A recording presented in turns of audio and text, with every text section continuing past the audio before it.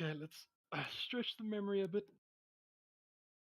Alright, so in last session, you all had just come from your meeting with the king and queen of the Darwin kingdom, and the sort of quest that they had given to you to save them from the curse that was placed upon them from what you assumed to be as hag.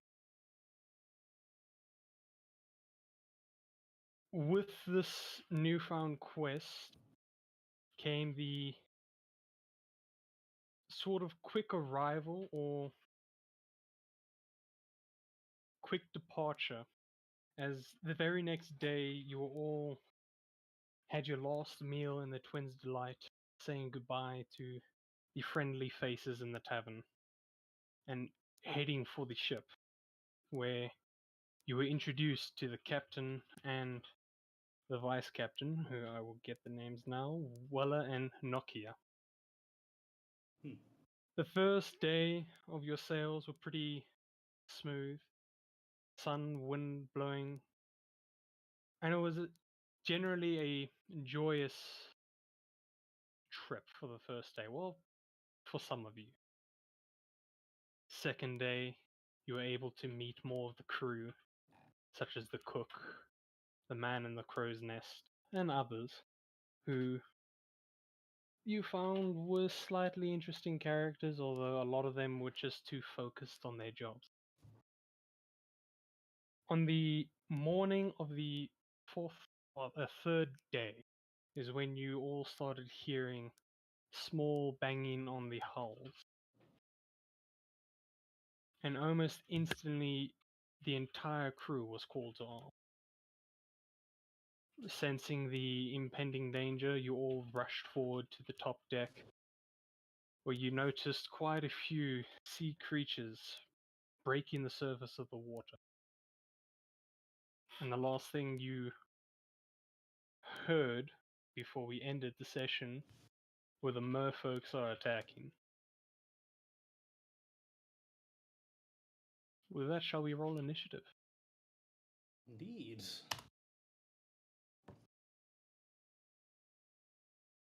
Thank you.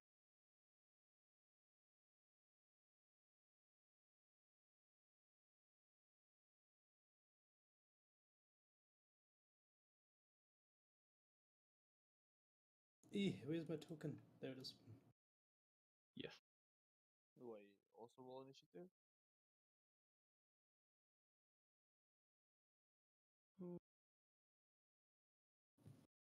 Wait, I have to restart my page for some reason. Helga? Yes, yes.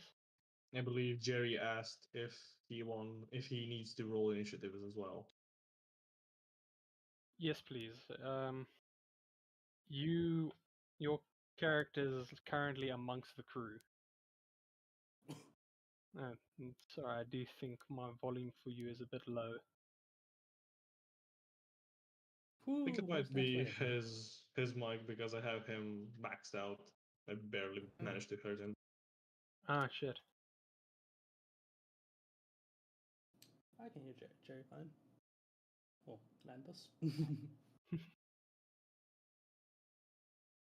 God damn, Matt. You wanna calm down with your nat 20 there? I think I need to have a token to roll. Yes. Yes. Yeah, you gotta select your token, yeah. Don't worry. The token is there. Only nat 20. Can you see it?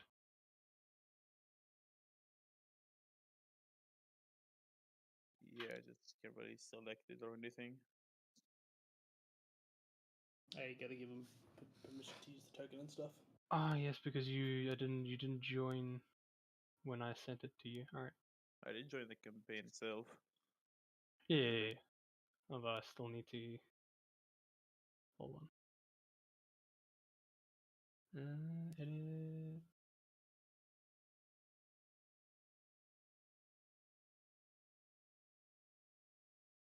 There we are. You should be able to control it now. Try it out.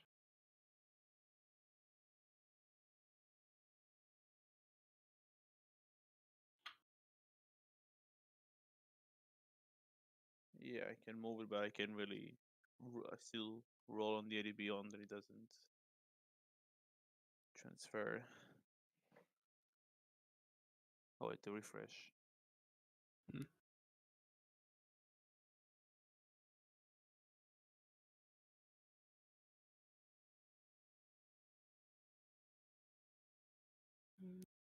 There. And last but not least, let me roll for the soap. There we are.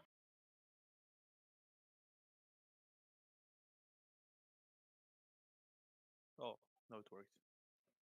Be back in a second. Alright, alright. Okay. So, at the top of the round, we have Ninarin. What would you like to do? You are surrounded by merfolk, pretty much every single one of them riding giant seahorses. Yeah, before I cause an international incident, I'm just going to have a quick look around. Are the other guys on the ship also about to open fire and stuff? Yes, very, very noticeably, you see a lot of the crew kind of preparing long range weapons such as bows, spears, some of them even with a few rifles, like the old flintlocks. So, yes, it looks like everyone is prepared to attack and open fire. Alright. This is why I hate the ocean, as I ready an arrow to fire at this guy over here. Please ping him again for me. There we go. Can you see Ah, it? yes, yes, yes, I saw it.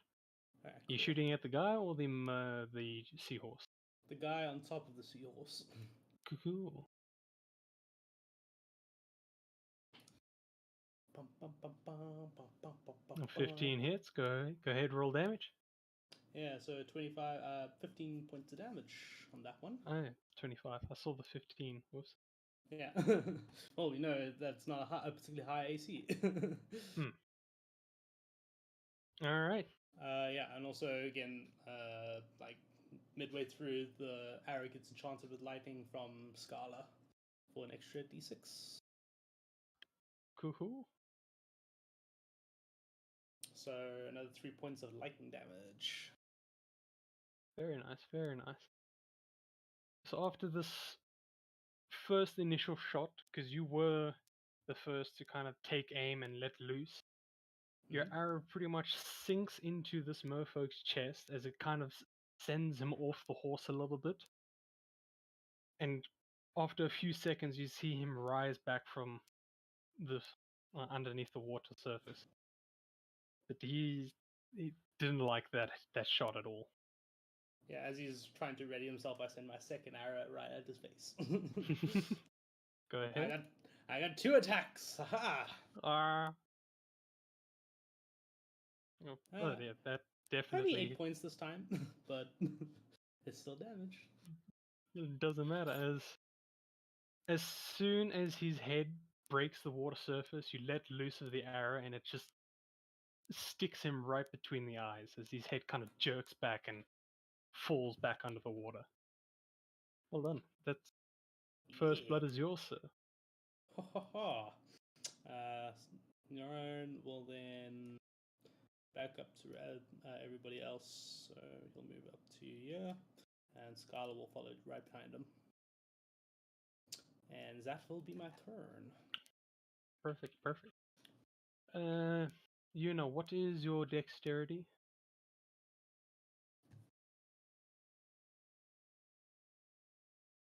My modifier is a +5. Oh yeah, you're definitely going first then.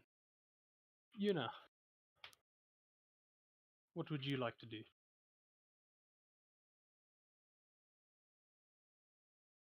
She's gonna give her brother a little look over, see if he's even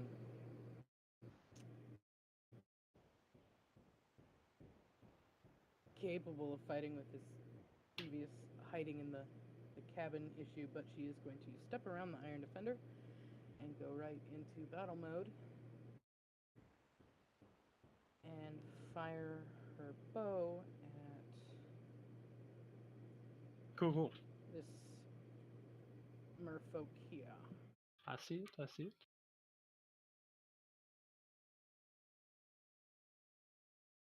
15 hits.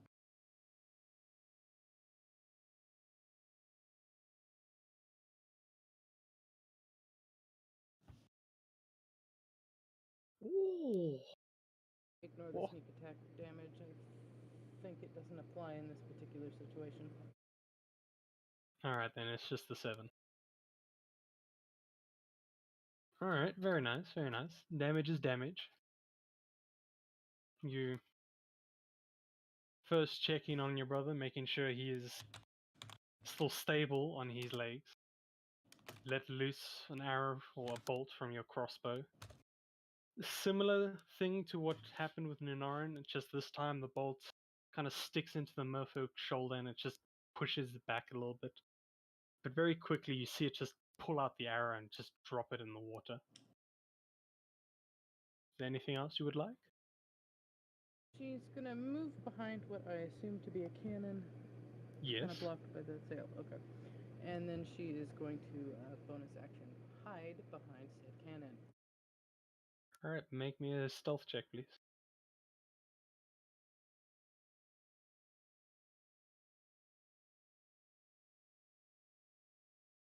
You believe that you are hidden from the merfolk. Alright, is that the end of your turn? Yep. Cool. So with Willa, he is basically going to command the entire crew. So when it's his turn, it's the crew's turn. And I saw a small tutorial and I'm going to see how this works, but here's praying. So let's see. Just need the D20 there.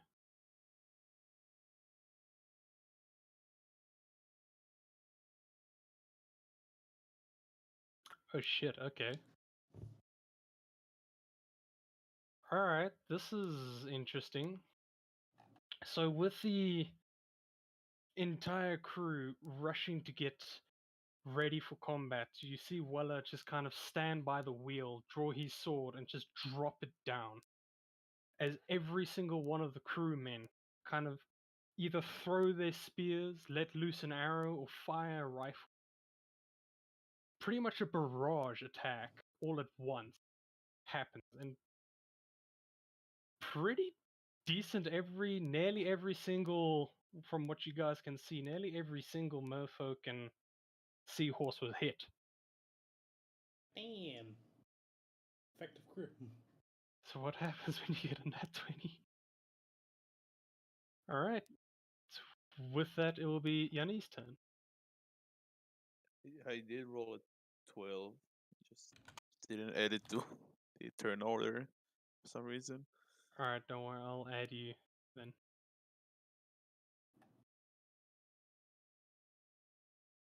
Alright. Oh, well, if it's you, then it will be. Yeah. Alright, then it is Lambus, right?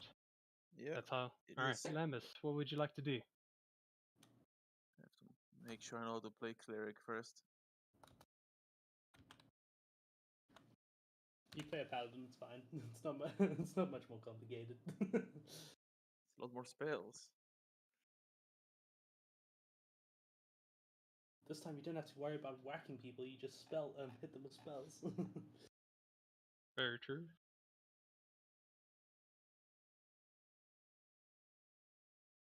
Oh, it's in action, oh man. Good. I move closer to the eastern edge of the boat. Can you still not move your token? Yeah, I can. There we go. Okay, thank goodness. And how do I ping here? This guy? Like, Just right, hold down a click. that guy, I'll grab my hammer and throw it at him. Alright. Go ahead, roll to hit. It's not to hit, it's a deck save. Oh So shit! within Okay, 20 feet of him, which is the two other ones, needs to make a deck save. Okay, so Okay. you throwing it at this one? Oh, that oak. Okay. Deck save. Yeah. What's the DC? 15. 15.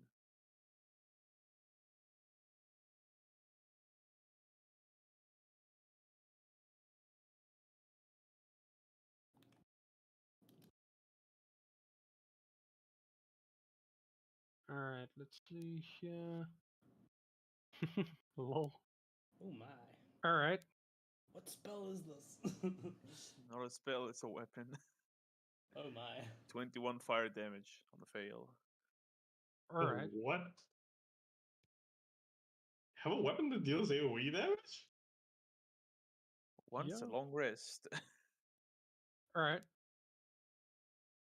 The seahorses, being more flexible and more fast under the water, are able to duck down just at the right time, but the tails still get burnt, whereas the merfolk, they are incinerated above water.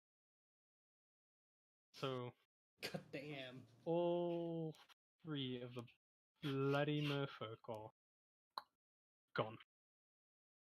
Seahorses are looking bad. Yeah, that will be my turn. Okay, that was a powerful move. Not gonna lie, I'm intimidated now. Yanni, you're up next. Yep. What was it? Did you throw? Was it like a cannon shot? It was a hammer, correct? Yeah, it was a warhammer. God damn.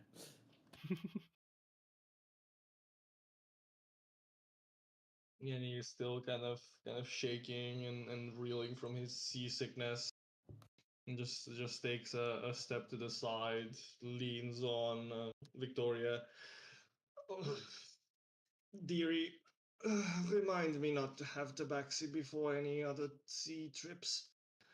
And he extends one hand in the direction of this merfolk dude guy, bro, and will cast a second level magic missile at him. Magic missile automatically hits, doesn't it? Yep. Go ahead, roll damage for me then.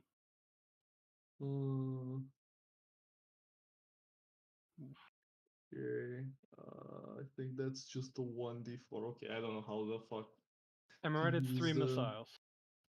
Well, it would be 3 missiles for first level. A second level would be 4. That was a roll of 1d4, so I'm assuming that's just 1 missile. So let me just. Alright. Well, let's actually discuss this now. Do we want to do 1d4 for every single missile or 4d4? Usually you roll only once. Yeah, that's why I'm going to discuss this I now. think it's Eldritch and Scorching Rays. But more clickety clackety math rocks go clickety clackety. But you're not doing clickety.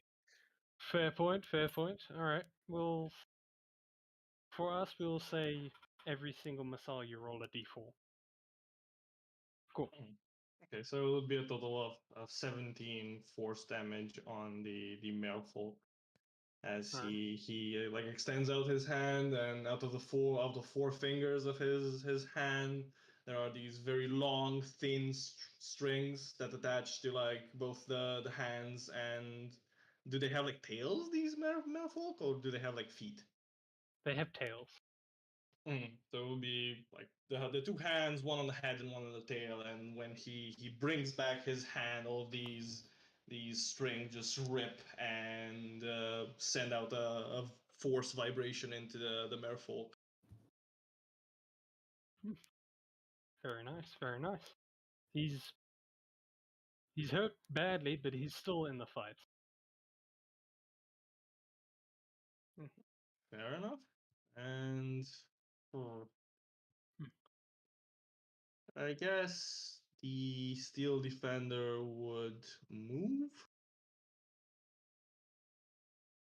kind of like next to Yuna, like protect her and take the dodge action. All right. Is that what you would like? Oh yeah. Yep, that's it. All right. Next up, it's the seahorses. All right. Let me just check your ship's armor class. All right. Cool. Forgot. Oh. Could I also do the blade song thing because it's a bonus action? Been a while since I played this character. Sure. Well, actually, no, because you've already commanded your steel defender, and I know you can only do that at the end of your turn. So Yeah, that's the end of the turn. It gains its own like turn on the side, and it can attack or repair itself at an order. If not order, then it would automatically take the dodge action. yeah. So being as you have already played your steel defender's turn, sorry, you can't. Yeah, that's fine. All right. All right. For the seahorses, they're going to actually. Let me just check how many are actually within 20 feet. No.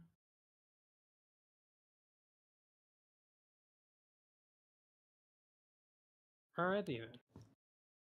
So it's only 5 that will do this.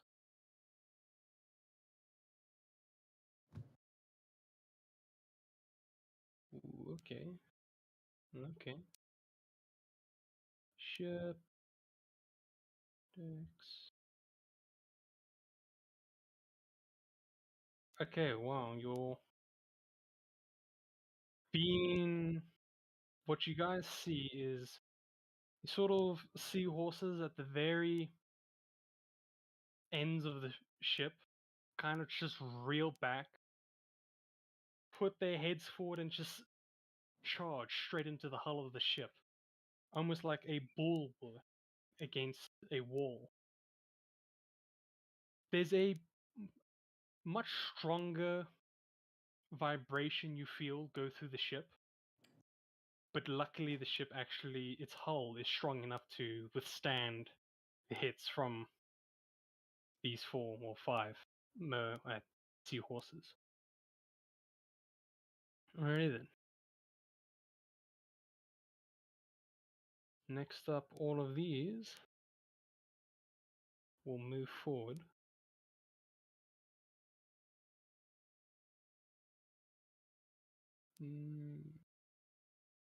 Yes. Gonna have these 2 submerge underwater.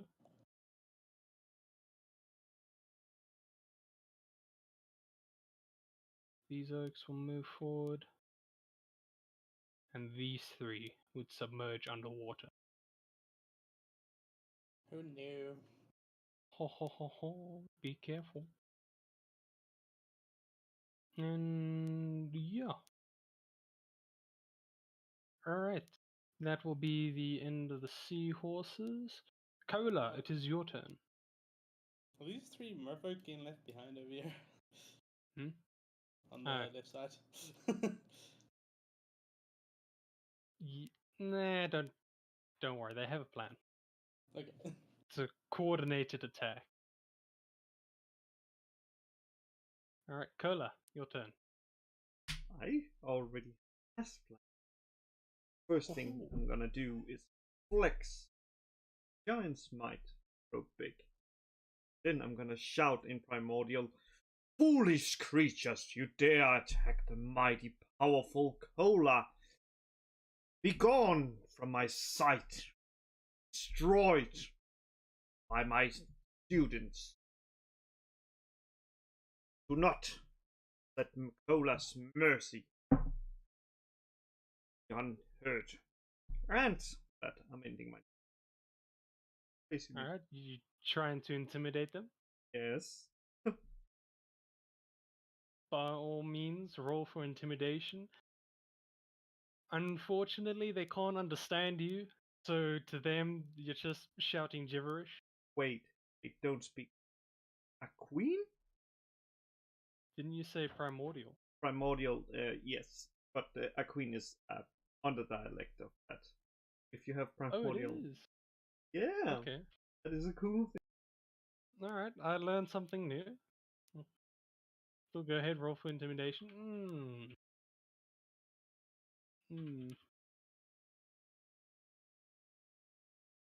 You notice that a few of the merfolk just kind of look at each other before looking at you and just not really reacting much to your taunt. Oh well, it's gonna be their funeral. Indeed. Alright, is that the end of your turn? Hmm. Cool. It's the merfolk with Ninaran on deck. Alright, Yahoo! there is. Okay, there's a few more left.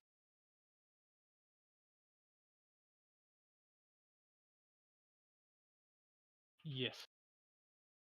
So you all see the remaining merfolk that were on top of their seahorses kind of dispatch from them and just sort of dive in the water.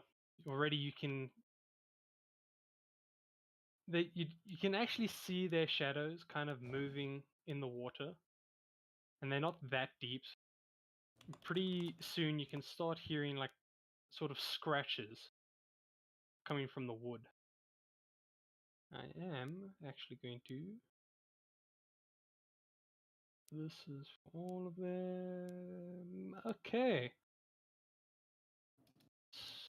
Decent damage on your ship.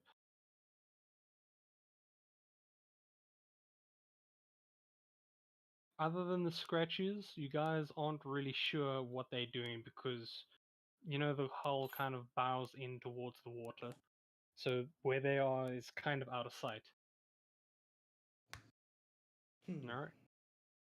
And that will end their turn. Next up, Ninaran. Alright, so probably a good idea to try to take out these guys that are attacking the side of the ship. So then all those guys are submerged on the top. Yeah, okay. Noran's gonna run up to the side of the ship and just try and look over to see if he can figure out what these fish are doing to the side of the ship. Alright. You run over, you kind of lean over the rails of the ship, and you can actually see that the merfolk are using their like fish-like rapiers. Yeah, they're called rapiers. Actually, stand like they're holding the blade a bit, just so that there's a little spike coming out, and they're actually using their rapiers to kind of climb up the ship. Huh. Interesting. All right. I'm gonna shoot him with an arrow now. Go ahead, roll to hit. Bum, bum, bum, bum, bum, bum, bum. Ah, well, that was inevitable. I couldn't exactly get a good angle. The longbow is kind of at a weird angle. So, because you're leaning over, it's very difficult to keep your balance while using both your hands to kind of pull back the bow. So eventually, you kind of like try and lock your legs in a spot where you can try and hold yourself stable. But I don't know about you, but your core strength could use a little bit of work. And so when you Yeah. fire, your arrow just sinks into the water. I'm like, goddamn, we try something else. And I try pretty much lean over backwards and try to shoot the arrow. Let's see if this works. Alright, alright.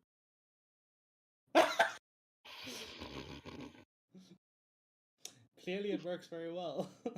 Oh, fuck. I'll add the reaction from Scala again for another 2d6. Oh, wow. So it's Uh. going to be 9, 11, 17, 16? 16 You're points hitting that. damage. You're hitting the soak, right? Yeah. All right. With your first attempt at trying to kind of rely on your core, it. Oof, you.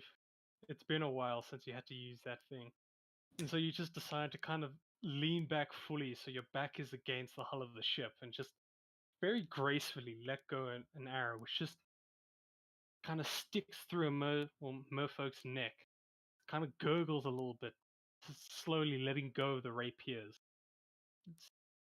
You can see its body just sink slowly to the abyss. Hell yeah. Oh, damn. Feels good. And I'll Yeah. take a couple steps away from the side of the ship again. I'll move over there. And that'll be my turn. Perfect. All right. Thank you, Dice Yuna. Buds.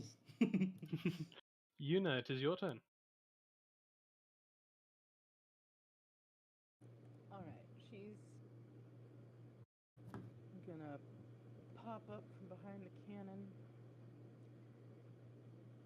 and aim her short bow at All right. this seahorse over here. Go ahead. Roll a hit.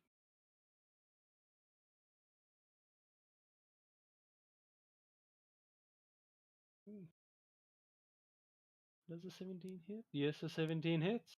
Go ahead. Roll damage.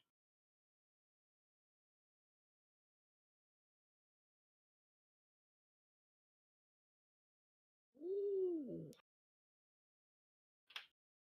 Oh, that's very nice, actually. All right. Kind of popping up from behind, you pull back your short bow, let it loose. Your arrow actually hits a pretty sensitive spot of the seahorse, like its gills. And you can see kind of like what's the word? Jump out of the water in pain as it falls onto its back. But very quickly you can see it re-emerge from the water. Very riled up now. Anything else you would like to do? She is going to take a step over and duck down and hide behind Victoria. Alright. Yeah, sneak please.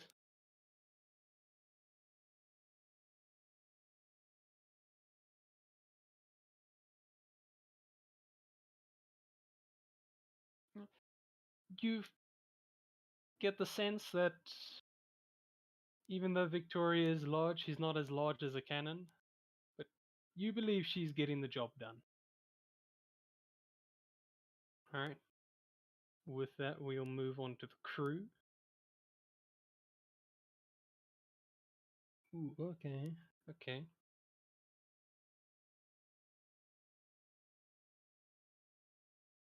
From their first sort of successful attack, you see this next round of fire is not so accurate as it was before. Now quite a few arrows and spears are kind of just hitting the water. A few bullets hit their marks, but it doesn't really do much against everything else.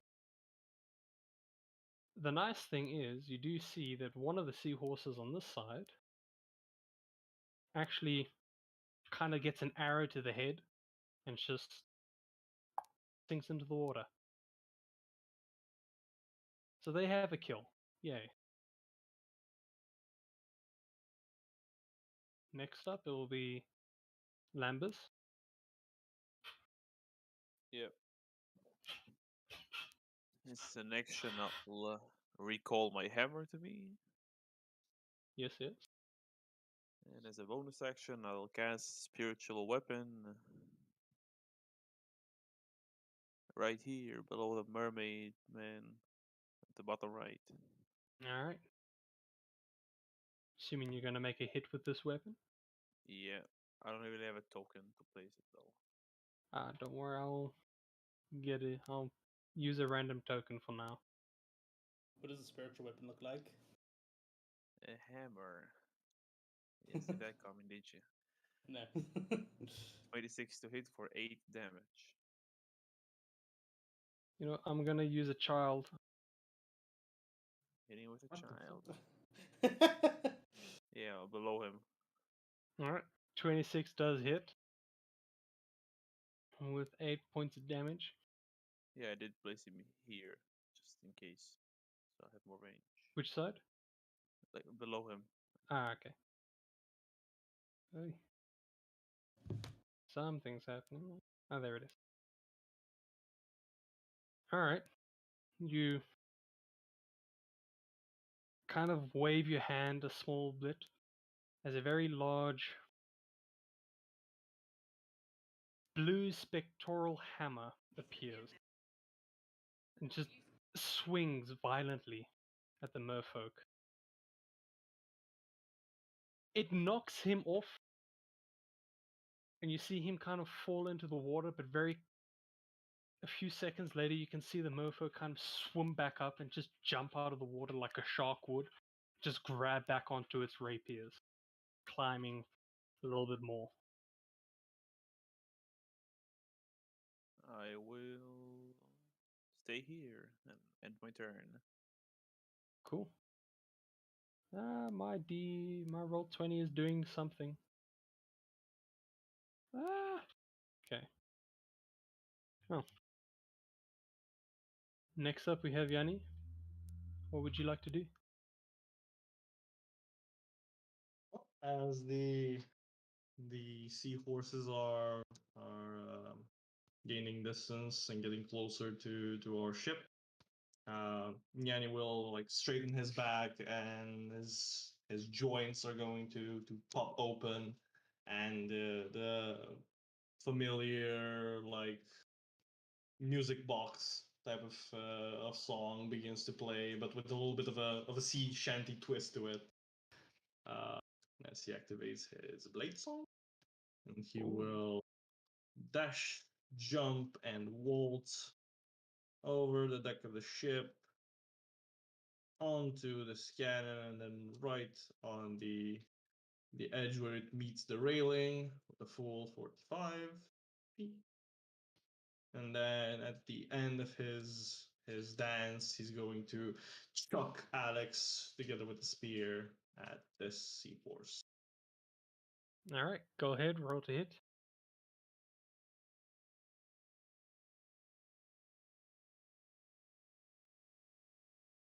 There we go. Yes, 25 definitely hits. So you guys are rolling very well. For 10 damage. All right. You activate this music, dance your way across the deck. You do pull a few strange looks from the crew, as well as the captain. Very gracefully throw your spear at the seahorses. It kind of lodges itself in a sort of shoulder-looking spot. The seahorse squeals, but it's still kicking. And he'll pull back his puppet along with the spear. Ah, don't worry, don't worry.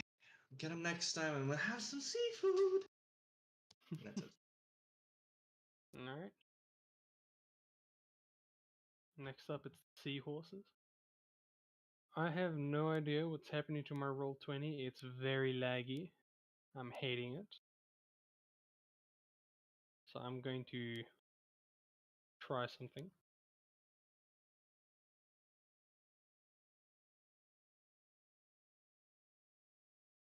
Just give me a small bit, guys.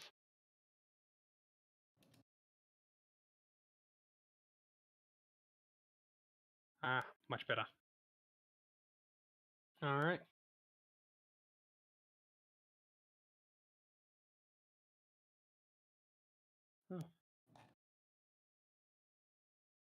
hold on. I'm just noticing now. These oaks aren't supposed to be here. They're supposed to be with their horses. Wait, what the hell? How do they move? I am so confused right now. Not All good, so good. I know. Roll20 is definitely confusing me today. Anyways, so with the seahorses that you all can see, you can see they all prepare a similar action to what they did before. Now let's see if this ship can handle them.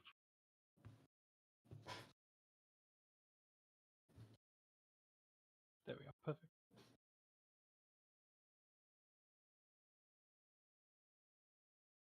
Alright, and your ship. Oof. Alright, so with all the might of these seahorses kind of revving up and getting ready to actually make a charge,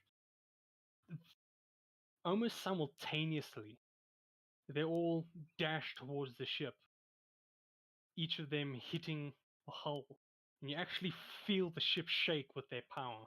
You hear a few planks of the wood kind of crack and break. Things did impressive damage, not gonna lie.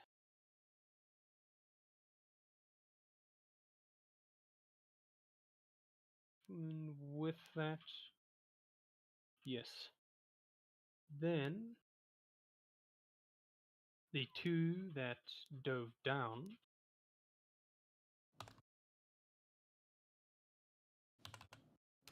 will rise up and actually, very similar to how a shark would kind of jump out of the water to catch its prey, these more jump out of the water, and you can see them just reach the height of the ship as the merfolk on top of them actually jump off. Oh, I need to and get onto the deck.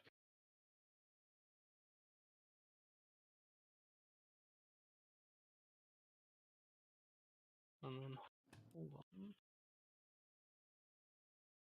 Yeah, you guys killed all of them.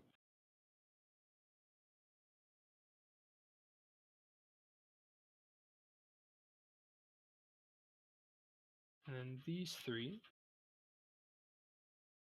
going to jump up straight onto the ship. Having less weight on them, they're able to actually get higher. So you have 3 seahorses on the ship. And with that, it'll be their turn. Next up, Cola, what would you like to do? Oh, I hate that laugh. Oh god, what are you planning? just gonna also this side. The little, well, not little short sword, just jab it down in quick succession down into the seahorse. Alright, hold on. Let me just check.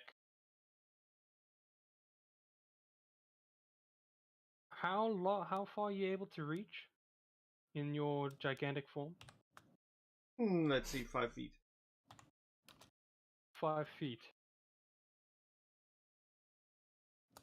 Do keep in mind that this ship is a very large ship, and it's from the very bottom of the hull to the top. It's about 20 feet tall, but because it sits in the water, it's only about 15 feet to the water surface. So, as of right now, you're still out of reach from the seahorse. Well, that explains maybe why the short sword failed. Hmm. Well, first one. seeing that failed. Another fire bow. Haha. The bow makes it. And that definitely hits. Go ahead, roll damage.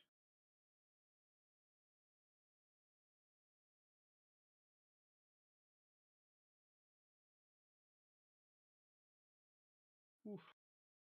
Alright, with the spear that it received earlier, you were able to, well, very easily, with your massive size, kind of just take a step on the railing and shoot down at the seahorse, your arrow lodging into its back. It arcs back, but it doesn't sink into the water. God damn it! I was in the mood for a shrimp. Just saying that in primordial. And with that, Alright. With the end of your turn, we move on to the sea folk. What is it? Hmm? Someone say something? No, sorry, that was my phone receiving a notification. Ah, alright. And with that, the rest of the merfolk are able to climb their way up onto the ship's deck. Their two coral rapiers ready at hand.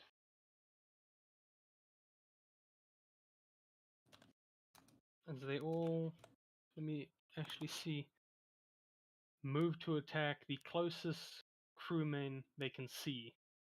Alright, you guys are good. They're good. Okay. Let me move you there. In a unifying screech, they all charge towards the crewmen. Oh wow, okay. You see some of the crew put up a decent fight while others actually receive quite a harsh slash. Yanni, this merfolk is hitting your uh, steel defender with a 19 and a 23 to hit. Yes, that would. Alright, that would be a total of 13 points of piercing damage. Alright. Yep.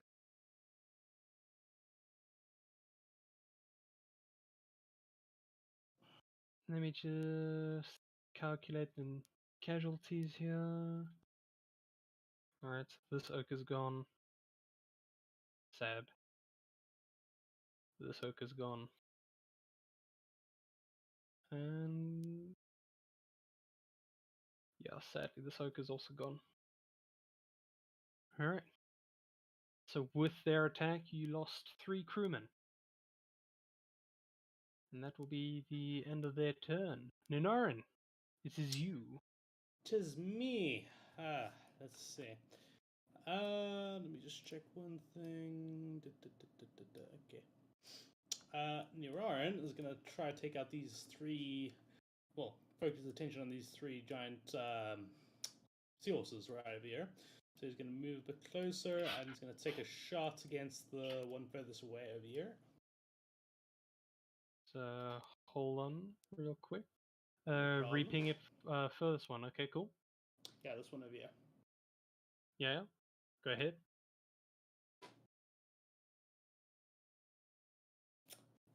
23 to hit. 23 hits. Go ahead, roll damage. Ah, it's Awesome. already rolled. Yeah, it's already rolled. 9 points of damage on that. Alright. Still standing? Yes, it is. Alright. Locks set up a second arrow. This time it's going for the one in the middle. Cuckoo.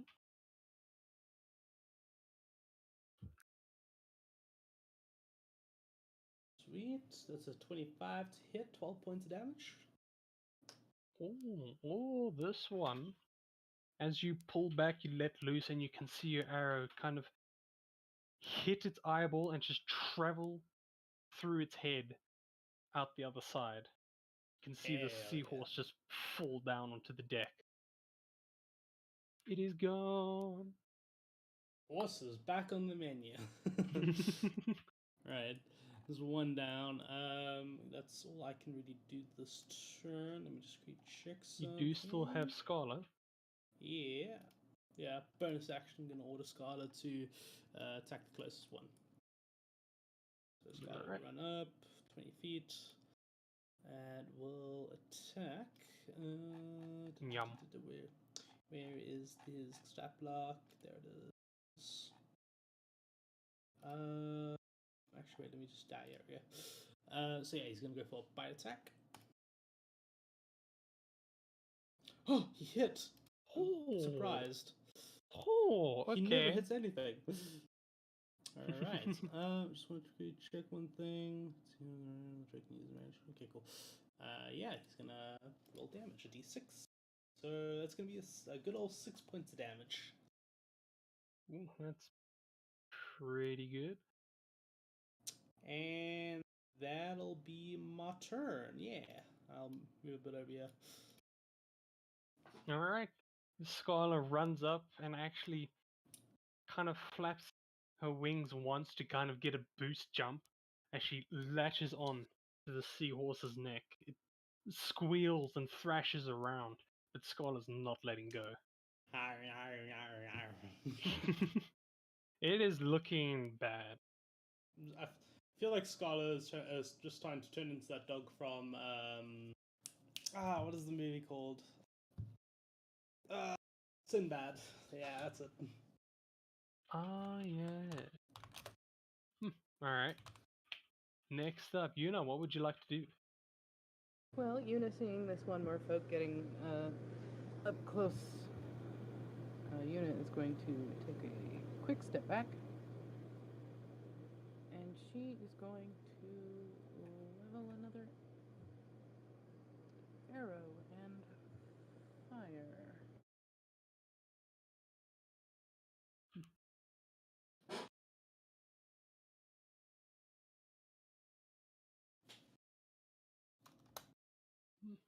13 just hits.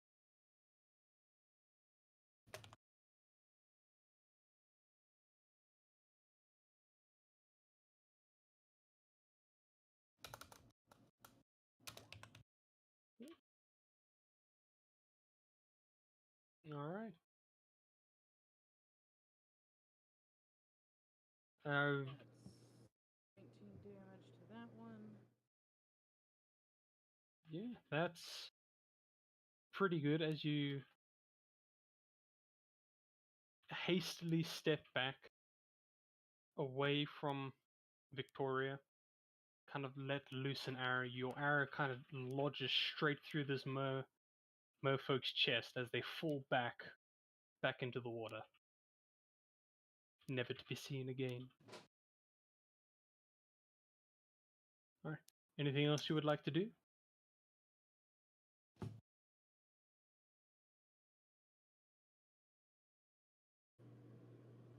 She's going to step right back up next to Victoria, kind of duck down behind this cannon, with her vision set on this other merfolk up here. That'll Alright. be your turn. Go ahead, roll for stealth.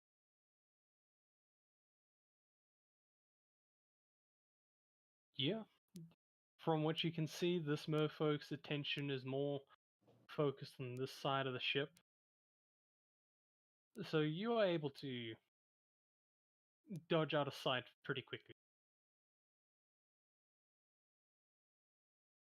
And that is the end of your turn. Next up, the crew.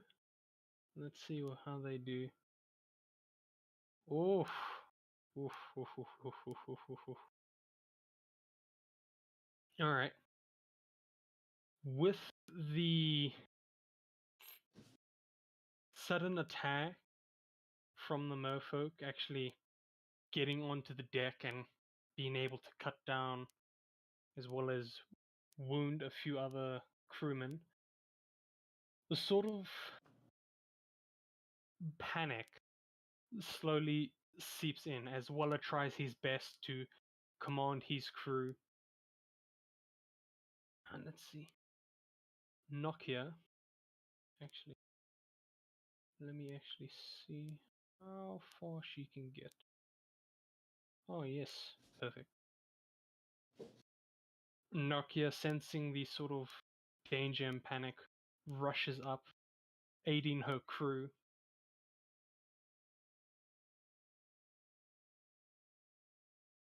Unfortunately, none of the crew are able to significantly damage any of the merfolk as of yet, but those who are more free do get a few good jabs into the seahorses, either below on the surface or water surface or on top of the deck. All right. With that, we have the Nugus.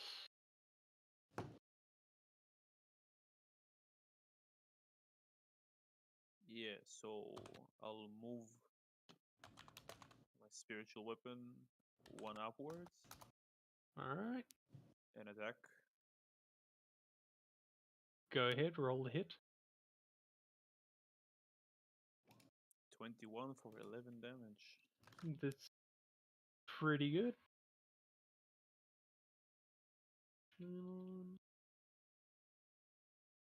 Okay. With your hammer, moving to the seahorse, it swings down and knocks it on its head as its head goes into the water. But very quickly, you can see it just kind of roll in the water and come back up. It does have an indent on its head. It's not looking too good. Okay, as an action, I'll first move my movement right here. As an action, I cast Booming Blade and smack the mermaid. Ho ho. Go ahead.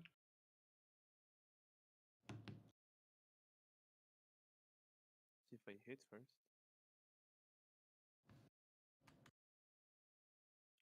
13 to hit. 13 just hits. Very close. So that would be 13, it's 12 damage because it's one-handed. 12 points of damage. Very nice. And the Booming Blade, which deals 1d8. Go ahead. 8. Ooh. 20 total damage on the merfolk. And that you were able to actually one-shot this thing down. Yeah, I smack him from right to left and send him back in the water. As you swing and as your hammer connects, you hear a loud boom as almost a shockwave kind of obliterates this merfolk as one or two pieces fall into the water. And that's my Nicely, turn. nicely done, nicely done. Yanni, what would you like to do? I completely forgot for a second that the spiritual weapon is a child. I know. I He's a need stick. to. He will stick. Tempted to yell out, "Child overboard!" Um, but since Kola did shoot his longbow, I'm assuming he still has one hand free. So Yenny will like kind of raise one of his hands. Care to give me a hand, Great Kola? I would need a little bit of support while reaching that thing below.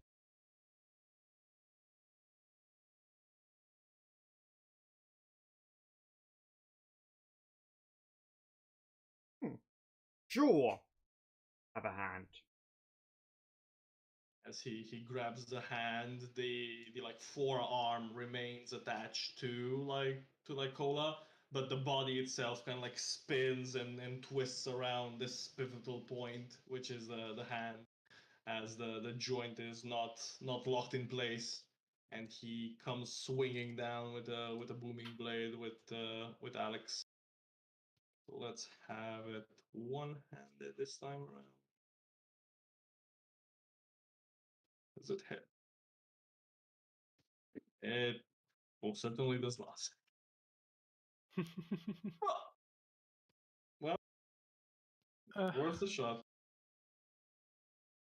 Even though you were able to very gracefully dance across the deck,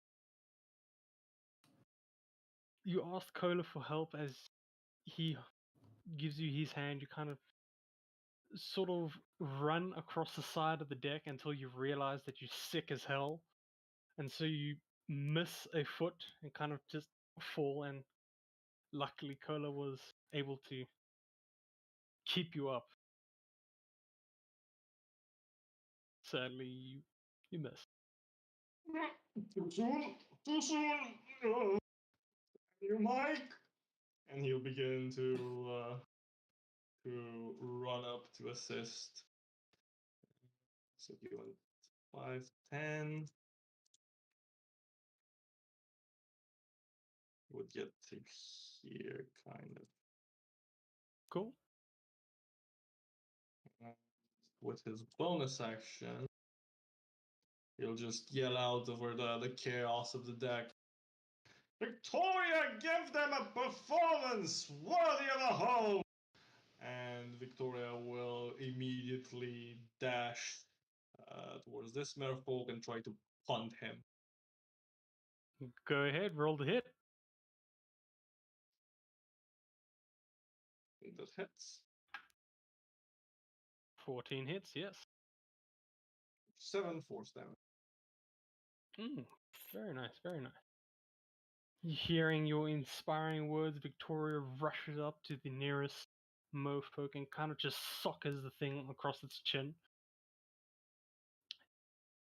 It's decently surprised, but compared to the other attacks that you have seen others place on the mofolk, it's not the thing. It's more just it's more just surprised from the sudden punch and the arrival of your steel defender. Than the force of the strike itself, yeah. Yeah. Yep, that's it for me. Alright. Next up, seahorses. So what I'm going to do is focus on the ones at the very top first. So let me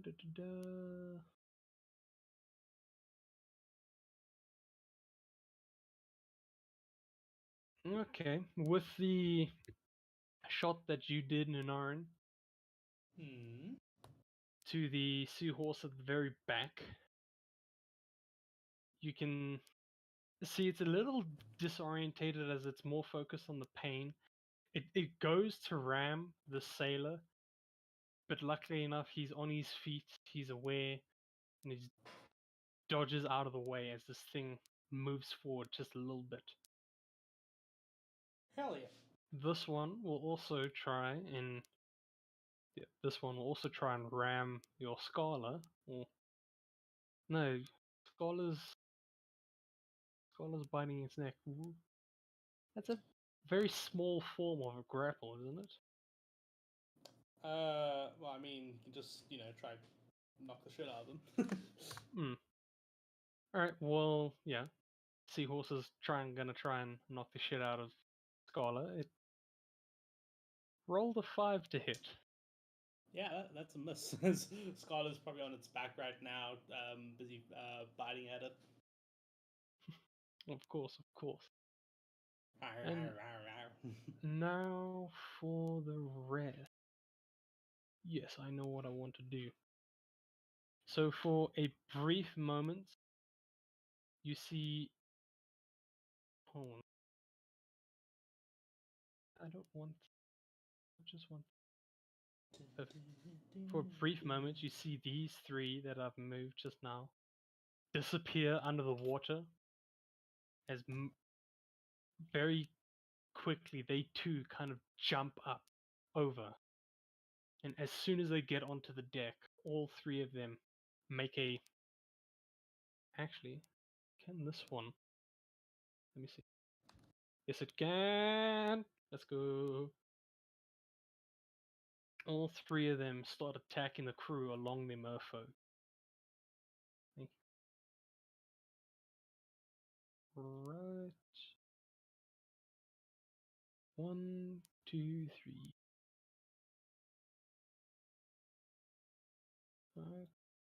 Okay, your crewmate. Oof, okay.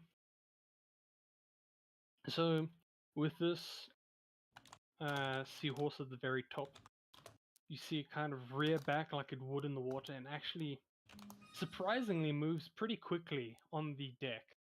It charges straight for the sailor. The sailor is too preoccupied with the other one in the water that he doesn't notice it in time and actually gets sort of rammed into the side as he yells in pain and falls to the ground.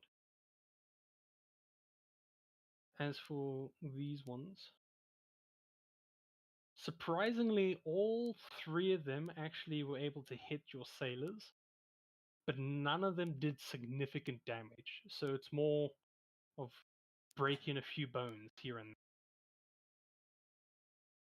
Ah, just casual burn break, nothing to worry about. there. Yes, now let me just see your ship. How will your ship fare? Oh, oof, oof, that's 1, 2, 3, 4, 5, 6, 7, 8, 9, 10. Oh, that's not good. 8, 9, 10. Ooh!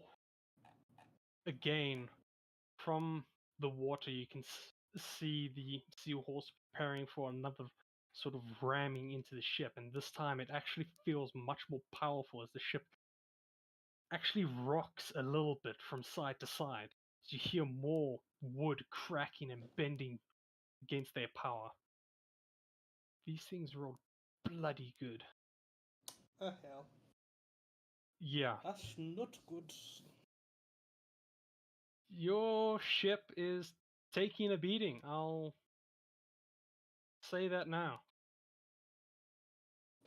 Alright. And with that, it will be Cola's turn. Oh, well, since I high speed, say 50. Just gonna flap flap. Then my talons. Just gonna attack it twice. Oh! Yeah. Okay, okay. That's sad.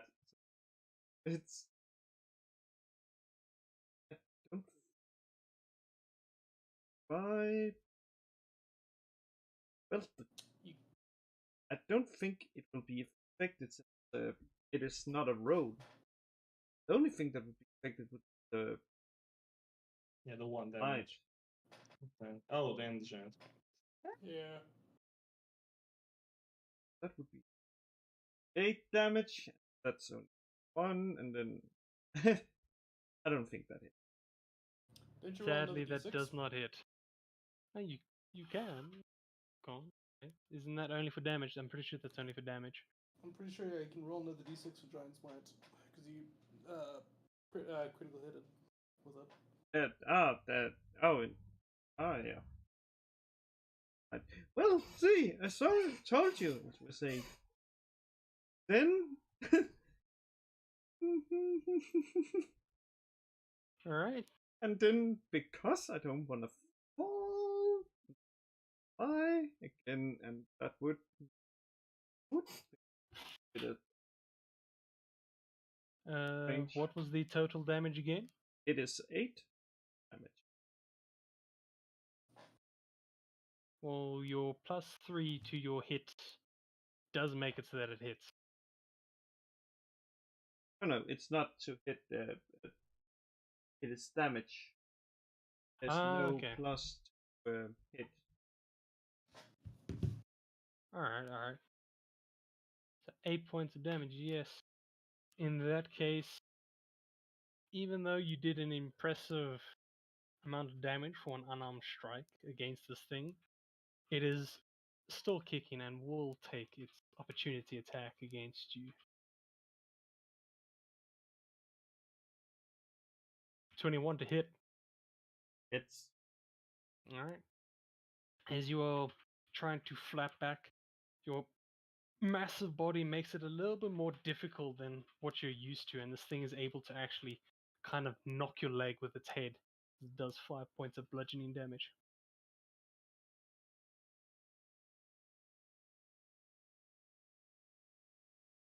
Alright. Anything else you would like to do?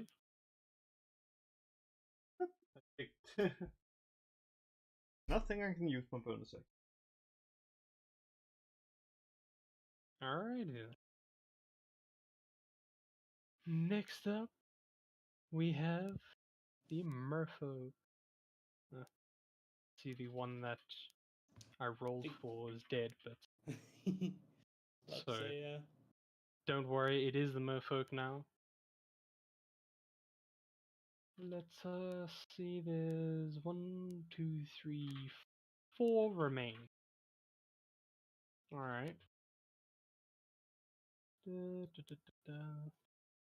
This one. Let's see. No, that's 2, 4, 2, 4. Ah, that's within range.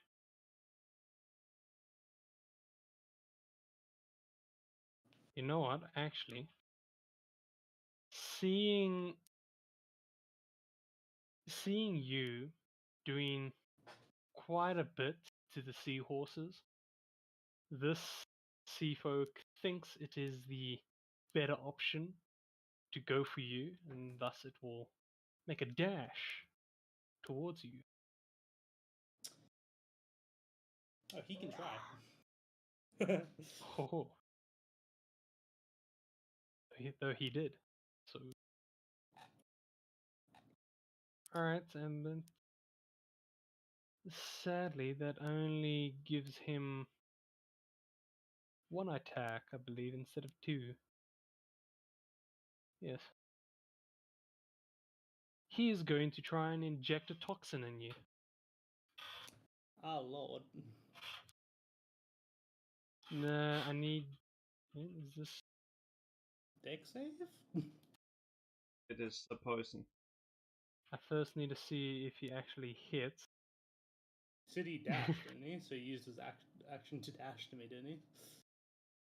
Yeah, but they have two actions, like 2 attacks. So Oh no, that if you your action, you use your 2 attacks in that action. alright then. Okay, Yeah, well, it's the multi-attack action. So even Yeah. if there is like two separate attacks, it's still like part of the same action. Yeah. alright. Well, either way, Cool. he Otherwise, would've- I'd be able to dash twice with in my turn. Hmm.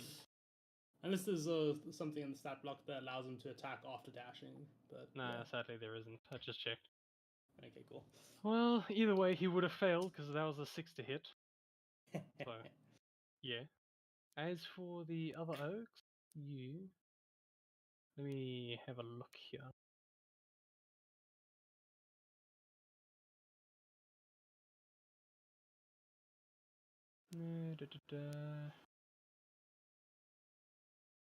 Alright, this one can make its way to this oak.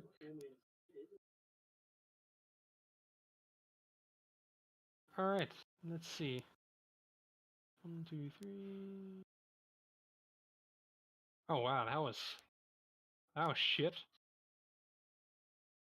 Okay. Well, this one being surrounded, it's kind of too. What's the word now?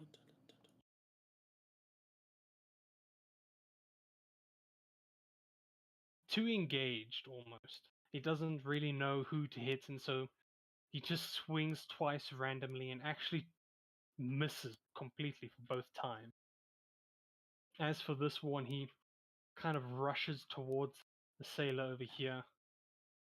Oh, you can't really see the sailor. Wait a minute. Is this oak supposed to be under deck? He is! Shit. In that case, he will just go there. He did have the movement for it. He charges towards this oak.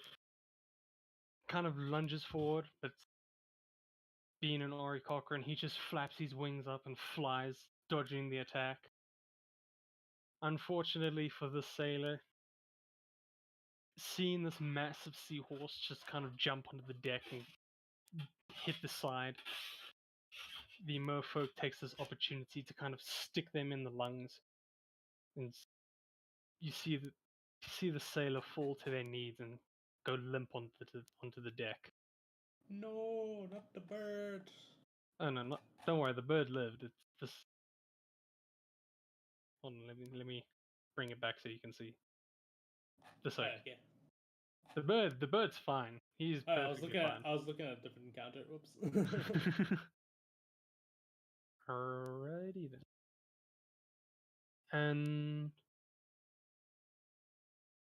that will be the end of their turn. And Inarin, it is up to you. Just me, and yeah. As soon as I'm in close combat, I'll drop the bow on the ground and then pull out a short sword. Time to get into close combat. Time to get Yeah. bloody. Time to use my masterful dexterity to do something in this encounter. All right, short sword attack. Alright. That's a 22 to hit. Oh, that hits. That hits. Oh. 8 points of damage on that one as I probably try go for a nice close slash across the chest. Okay. So you go ahead, swing down and slash across this merfolk's chest. You can see that it already has an arrow in its shoulder and is bleeding from the other arm, most likely due to what the crewmen did. He is barely hanging on. Barely. Barely. Yeah, I'll use my second attack to finish him off. Go ahead. Oh damn, another 22. Okay. Yeah. Yeah, so as I slash back and take a step back to check out how I've done, and he's like pretty much on his last legs, I pretty much do a quick run by and just slash his throat. Alright. With that, you see him just fall flat face onto the deck. He's gone. Ah, damn it, I forgot about Scarla's freaking reaction. God damn it. Second time that happened. Well, Could've- either way. It would have been overkill, but alrighty. Oh well. That all you would Yeah. like to do? Yeah, he's Neuron's gonna move up here. Yeah, he still has the short sword in his hand. And Scala is going to. I'm going to use my bonus action to tell Scala to finish off that seahorse. Alright, let's see. Can Scarla finish off the seahorse? 11. Sadly, that does not hit. He's basically on the back right now, biting into the really hard carapace of the friggin' sea lion. Carapace, is that the right word? I don't know. I Yeah, don't know. just call it hide because seahorses don't really have a shell. Fair enough, yeah. Yeah. It's just chewing into him. And that'll be my turn. Perfect. Yuna, it is your turn. As you can see, the sort of numbers of the sea folk have dwindled quite a bit, but the seahorses are still strong. What would you like to do?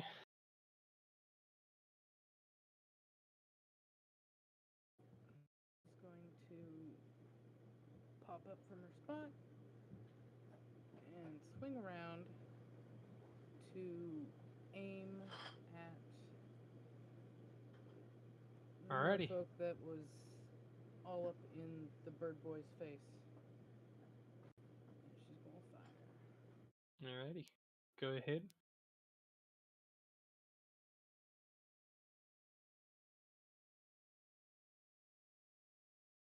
Oh, 11 also just misses.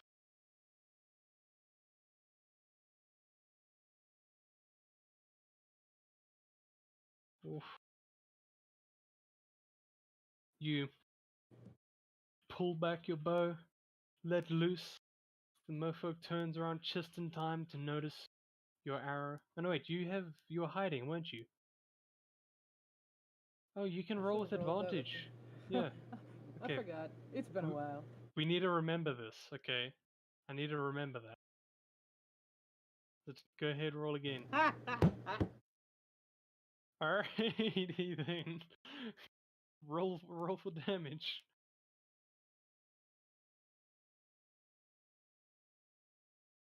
That was great. Ooh. That's really good. Alrighty. You kind of sneakily stand up from the cannon as you silently pull back your bow, let loose. This guy doesn't even know that you were there, as your arrow just pierces his back straight through his heart. He like looks down at it for a small bit before falling face first onto the deck as well. He's gone. Alright. Anything else you would like to do, Yuna? She's gonna back between the two cannons and bonus action hide. Alright. Go ahead, roll stealth. Didn't even need to. It's become such a habit that you eventually would just kind of sink into the cannons.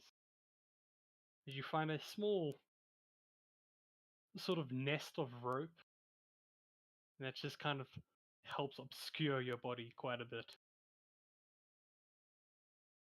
Alright. Ah, finally. With this, you can see, or you all can hear the captain kind of shout to his crew, "Ready the cannons!" As in a matter of moments, you see the cannons kind of just push out from under the deck as they all take for a moment. And a second later, every single cannon, one after the other, starts firing. Let me just see.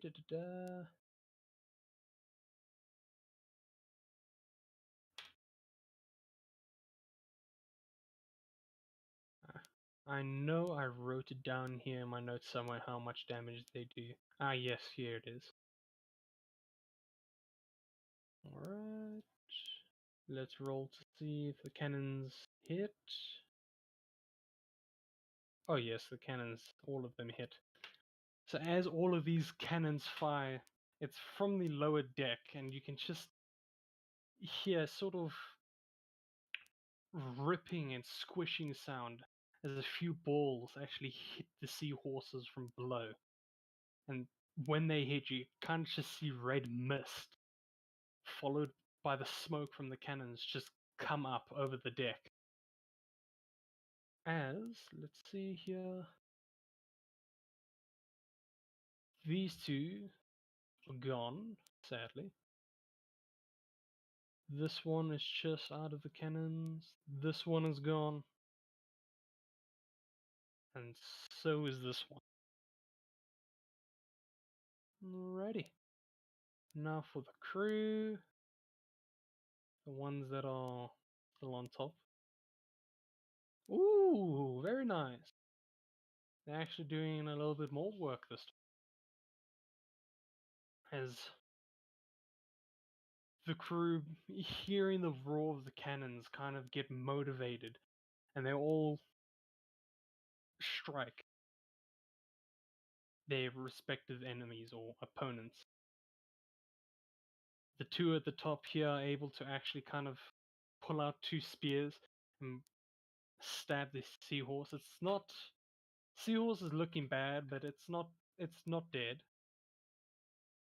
As for the merfolk here at the bottom, there is no ways he was surviving, especially with Nokia there pulling out her great sword and just kind of swinging once and decapitating this merfolk. And let me see. This one takes a little. Oh no, this one. Okay, yeah. Second seahorse at the top. Thanks to this guy with his cutlass. Yes, it is a cutlass. Slashes at its stomach, and it's actually looking pretty bad as a few of its guts kind of leak out. Surprisingly, this seahorse is still alive. And yes, this one, the one on the left in the middle, is doing alright as it also gets hit with a cutlass, but it's not that bad.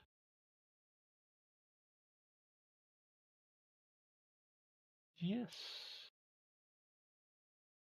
That will be the crew's turn. Lambus, your turn. Yeah, the child will smack again. Go ahead to roll.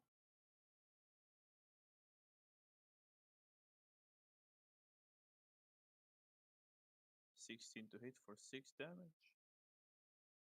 Alright. As the hammer comes, instead of swinging from above, it swings from the side and actually kind of encaving the seahorse's face as it almost flattens it. The seahorse kind of like wobbles for a moment before falling back into the water. It's it's it it wouldn't have survived that. Okay, good. I'll move downwards Alright. here with all my movement and guiding bolt, the one at the bottom right. Alright. Go ahead, roll to hit. Or is it a save thing? Oh, it's a hit. I'll just say big boy spell slots. Ho ho. S- Okay, didn't roll. 23 hit or 21 radiant.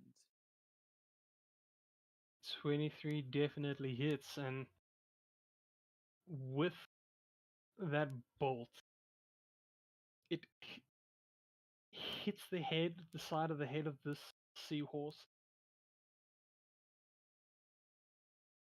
as the intense heat and light actually sears this thing's skin. You can smell a bit of seafood, but it's still kicking, surprisingly. Well, that's all I can do. Alrighty. With that, we move on to Yanni. What would you like to do? Well, I'd like to try and skewer the seahorse. Go ahead. Daddy wants sushi tonight. Huh. Oh shit. Oh, that was close. That definitely hits. Oh, Right. 8 damage. And let's just sprinkle in some booming blade as well. that's overkill right now. Doesn't matter. Yeah. Okay. What's that? 15 points? Yeah. Yep. So, as you kind of skewer the seahorse with your rapier, it is a rapier, right? You have a rapier. Nope. It's a spear. Oh, it's a spear. Alright. I always assumed you had a rapier. Anyways, as you skewered the seahorse with your spear actually, from the first thrust, pierces this thing's heart, as with the booming blade, it just helped explode this thing, as its guts and pieces start raining down onto the deck. Mm-hmm. And in the middle of the guts, viscera, and blood rain, Yanni waltzes forward to the next dance partner. Hell Alrighty. yeah. Is that it? Let me see the distance. Oh, Victoria can move 40 feet.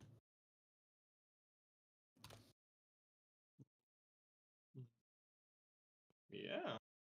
She'll dash down, punt this the seahorse.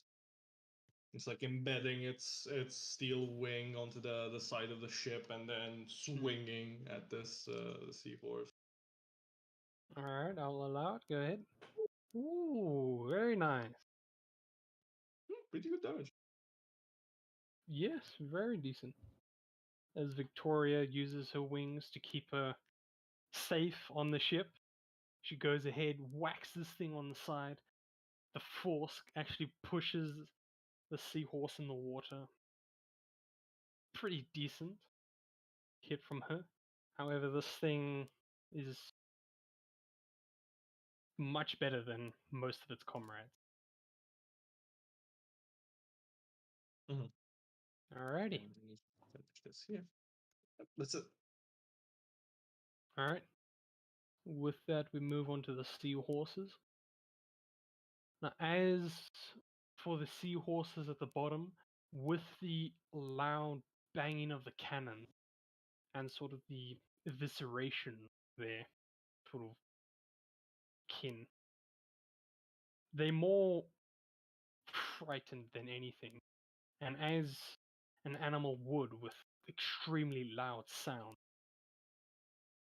the seahorses at the very bottom dive down underwater and start swimming away as fast as possible. Oh, attack of opportunity. Yes, go ahead, make an opportunity. Woo! Hoo-hoo, that's... Aw. oh, don't worry. So Victoria is able to get one last hit on the back of this thing's head. Although it was pretty fast, so she wasn't able to get a direct hit, and more so actually just kind of helped this thing along as her punch just rolled it in the water, and as it rolled, when it got back to sort of the right adjustment, it just kept on swimming. Mhm. The two at the top, similar things, they will also start swimming away.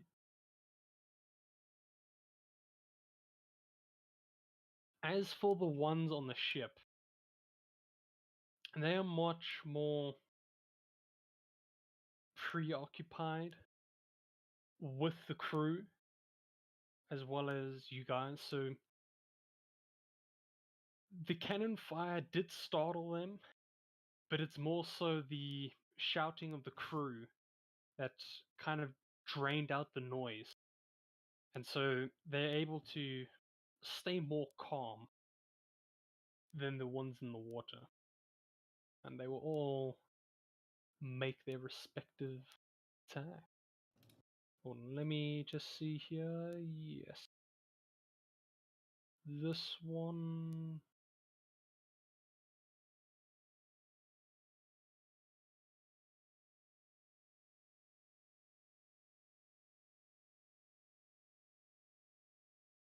Alrighty.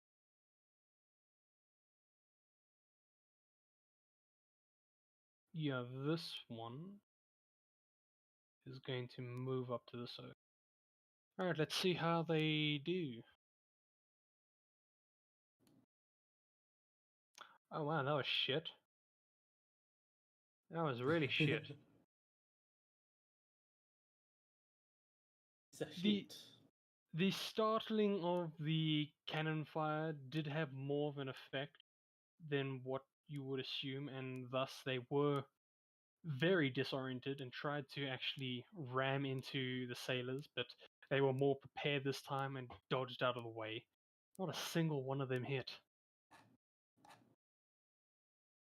And yeah, with that, we'll move on to Cola.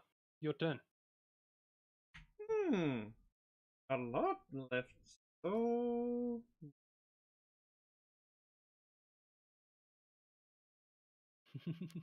So many choices. Let's just pick that one.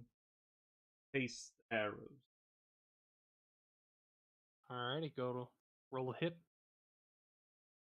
It. Oh, that's a hit, yes.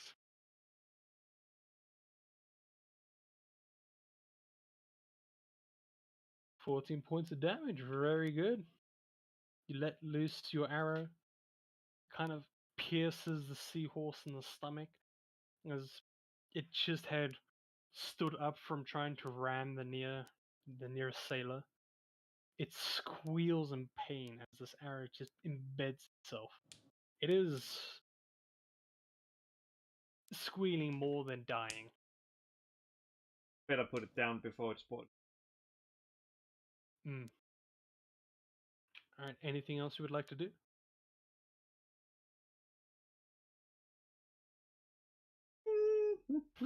Shit. I don't even know. Like, Um. Yeah, I'm gonna ask, where do you want this arrow to hit? just we'll see what's it called, like those like seahorses has like the weird mouth. Just straight down there. Alright. So you pull back your arrow, let loose, and it flies straight into the snout of the seahorse and just goes right in. You can see the arrow tip actually popping up from this other side of its head. The seahorse instantly falls limp from squealing around. Well done, well done. And with that, I'm assuming it's the end of your turn. Hmm. No, let's.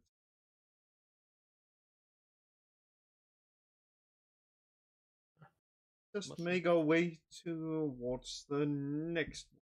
And that's the end of the. Alrighty. Next up, it's the final merfolk. As he. Oh, there's still one of them alive. Yeah, there's still one more. It looks around, seeing quite a few of its steeds dead in the water, dead on the deck. A few of his kin also dead, both water and deck. Very quickly does it realize that it is the last one.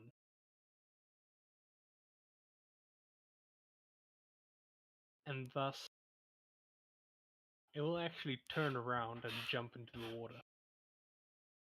Let me actually measure and start swimming away.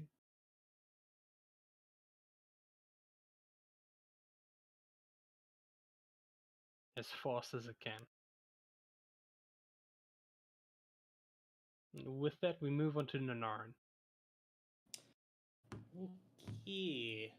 So yeah, I'm just gonna. Ron's just gonna run 1, 2, 3, 4, 5. Yeah, right over here, 20 feet.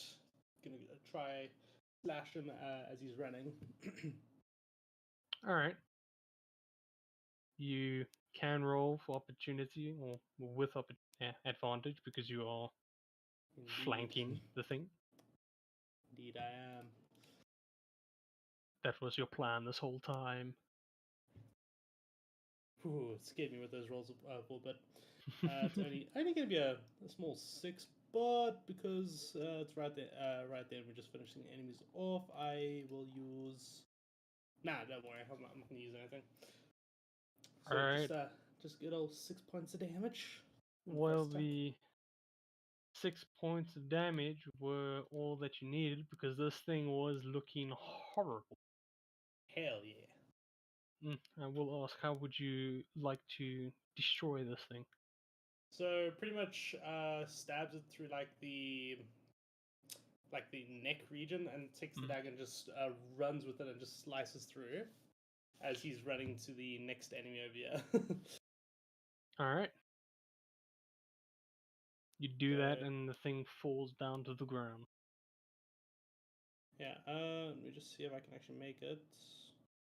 could have sworn I calculated this correctly before I started. How much your movement? You were here, correct? Yeah, it was 20 feet away. Yeah. So how much is your movement? 45 feet of movement. I'm 5 feet away from him. No! God damn it. Alright. You can still throw your dagger. That's also true, but do I even have a dagger? That's the question. You can throw the short I- sword. Yeah, I- you can throw that as well. It's not a throwing weapon, though. You can throw Oh, one it's of not your like- ears. They're like- sharp.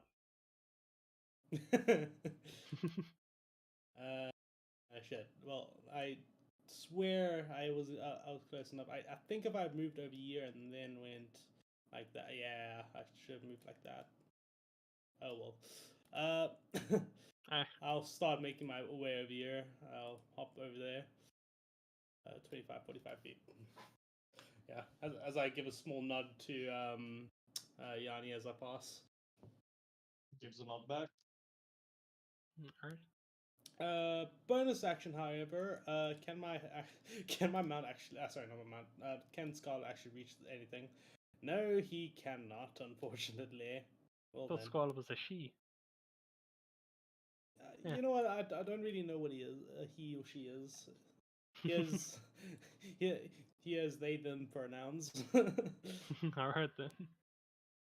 Anyway, I'll move. Scarlet will move over here, and that'll be my turn. Cool. Next up, Yuna, it is your turn. What would you like to do? Well, it's worked so far, so she's gonna keep doing it. She's gonna pop up over that cannon and fire at the seahorse up here. Cool. Roll with advantage, please.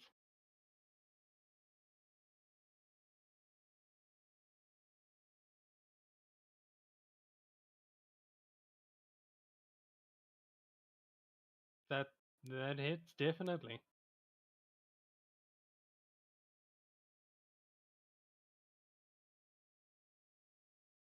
Oh. Alright. Keeping with how I've been doing things, how would you like to kill this one? Oh, an arrow straight through its squishy eyeball. For sure. Alright. You pull back very quickly, let loose as the arrow flies straight and true, straight into the seahorse's eyes. Or eye. And almost like a switching off of the switch, you can see this thing freeze up and then fall to the ground.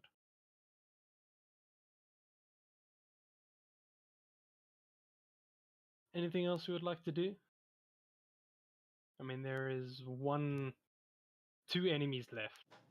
One running away. Well, actually, there's a lot of them left, but they're all running away.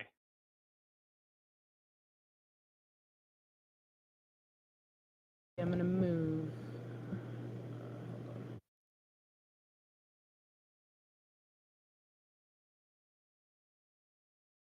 I'm gonna move up here next to this guy. Cool. Alright. Next up will be the crew. Let's see.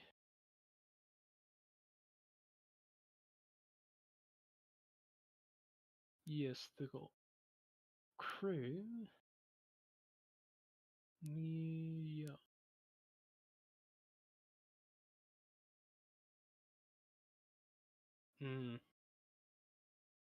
So the ones that aren't really preoccupied in close quarters are quickly trying to pull out any loaded rifles or bows and trying to shoot at the seahorses and the final merfolk who are all running away.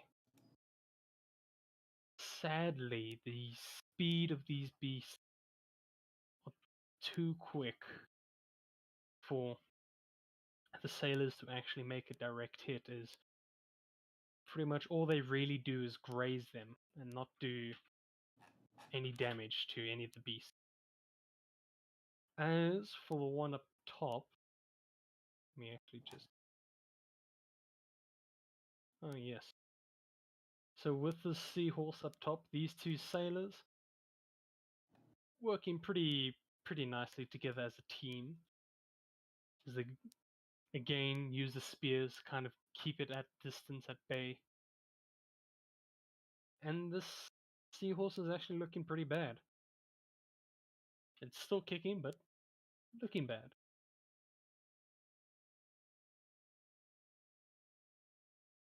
And with that, we move on to Lambus. Anything you would like to do? Yeah, let me check the range real quick.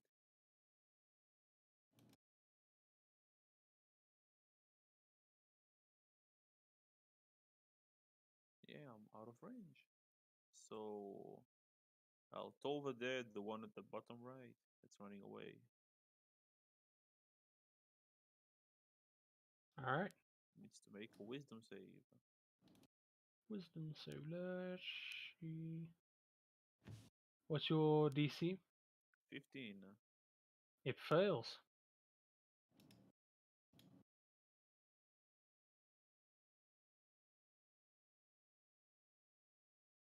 What exactly Oh, happened? 18. 18 Ooh. necrotic damage. Ah, that is more than enough. How would you like to destroy this thing?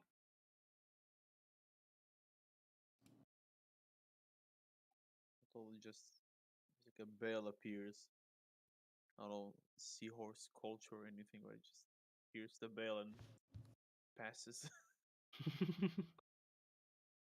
It's very And strangely, the seahorse just kind of stops in the middle of the ocean, very unresponsive, before just suddenly falling flat onto the water as a bell can be heard. and that's my turn. The child Alrighty, is gone. He can hit nothing. alrighty. Child gone. Yanni, you have the chance to end the combat. Let's see if he manages to get this hit off. 45 feet of movement. And then spear. Beer, let's go. 16? 16 hits, yes. Nice. So we do this.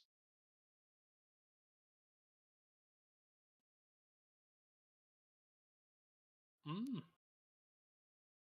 I'm just adding insult to injury. 16. Oh, you're not gonna believe this, but this horse is still standing. Oh, shame. It is hurting as bad as the one who had his guts out. 8. Well, I think that's everything that he can do. I'll just, I guess, order Victoria to come back on board, not to risk her falling in the water. Yeah, that's it. Alrighty. We move on to the seahorses. Also, the one who I used to roll is also dead, but no matter. Let me just do a quick. Cool. So the rest are going to flee as fast as possible. They pretty much get out of range very quickly. As for the one on the ship, as the saying goes, never trap a animal in a corner. And so it will make a final attack into you, Yanni. Yeah, That is a... Ah, it didn't roll. Weird. Oh, it did roll. Fuck. 16 to hit. miss. Ah. Says you can see it's like shaking with pain and frustration as it goes to actually ram into you, but you're very nimbly able to dodge the seahorse. And that will be their turn. Cola, your turn. Time to kill the seal. Yes. Let's kill it. Do it. I mean, all you need to do is basically hit it, unless, yeah. What Cola. the fuck? I think you should stop using that longbow. Just saying. Just you know, I think you just should stop using it. Just throw it away. God damn it! A shame, man. Like, I Uh, wonder if I would be better if I had grabbed Scarlet and just thrown it. I, your overconfidence has proven to be your greatest enemy, as what would be a very easy shot for you has surprisingly missed twice. No, he didn't miss. He was just aiming at the stuff behind the seahorse. Exactly. He never missed. Exactly. Great Cola never misses. That brings us to Mira. Correction, the still final merfolk who is doing his last bit of running away. Now we go into Nunaran. Alright. Yeah. Maybe you can let, handle. let me try do this in style. So, how is this thing over here like elevated a bit? Yes, it is. Alright, yeah, so Neuron's gonna jump up here, move along there, then he's gonna leap across and go for. Try to jump on him and just push the blade right through him. Alright, go ahead. This is an advantage, so let's hope dice gods are nice. Let me be cool, please. Thank you. 27 to hit, 8 piercing damage. Yeah, that is more than enough as you almost acrobatically, like a parkour runner, jump up onto the suspended platform and jump onto the seahorse as you land on top of it and stick your blade right through. Pretty quickly, you can feel its muscles all relax and falls down. We now leave combat. Yeah, Aaron pulls out the blade and then finds the smell of fish everywhere, and you see him turning a bit green and goes, "This is why I hate the ocean." Sticks the blade back in. Makes us both. Good thoughts. In fact, I'm actually gonna roll my con save again. Actually, yes. Yanni, can you roll me your con save, please? 11's fine. Yeah, he's not thrown up yet. He's looking green, but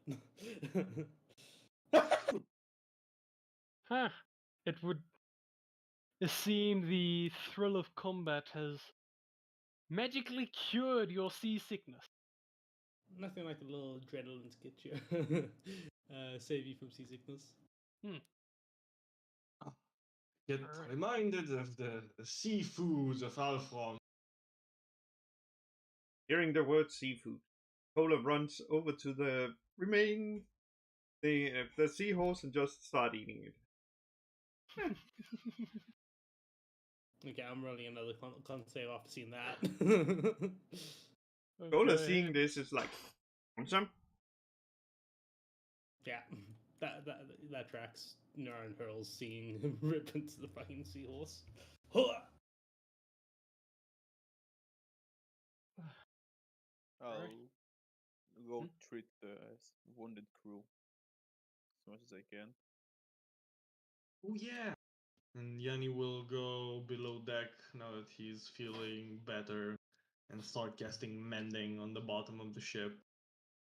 Trying to like patch up any sort of holes that might have poked during the assault.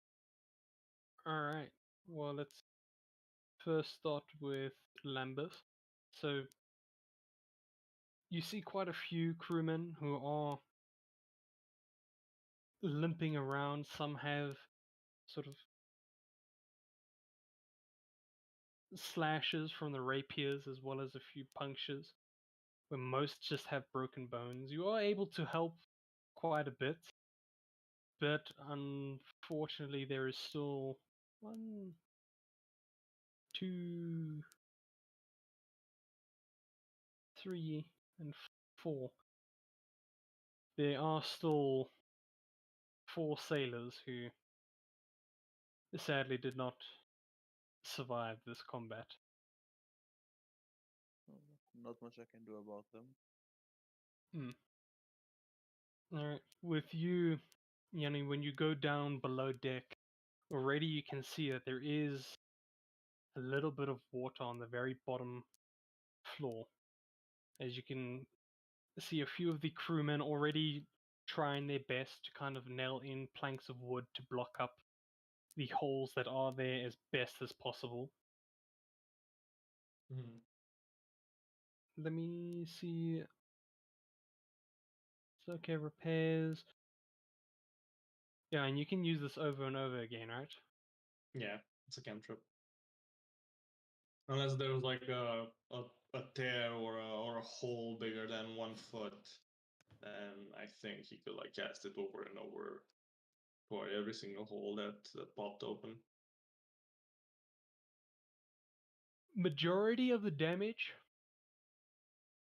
you are able to fix with ease using your mending spell, but when it came to the much larger hole, you actually had to get the help of some of the crew as they would find the broken pieces and try and push against the gushing water, giving you enough time to sort of mend those pieces back together.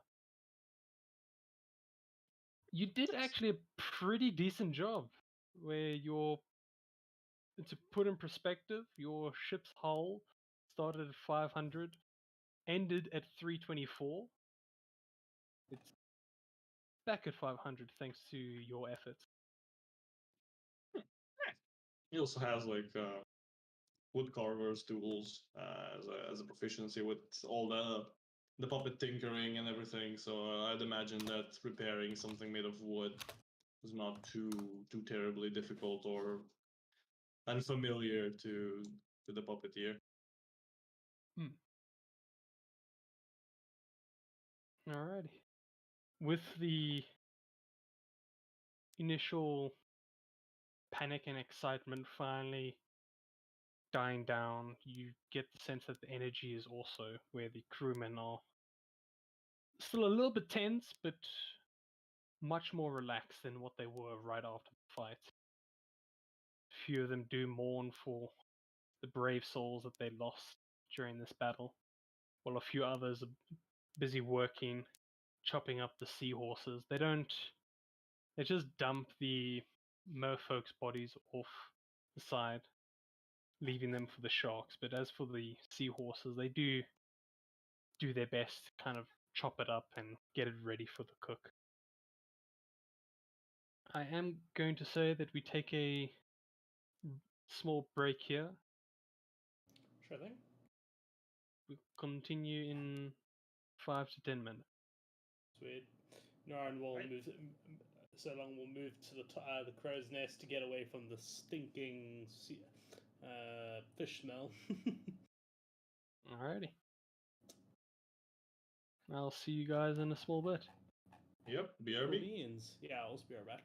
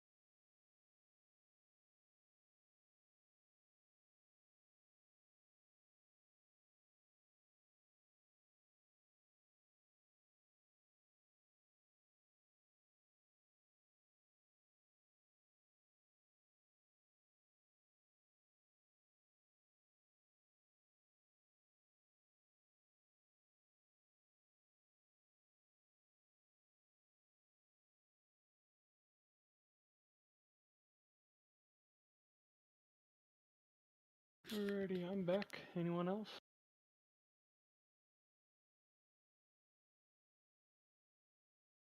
I'm in. Ah, cool. Ooh, I see a few DMs.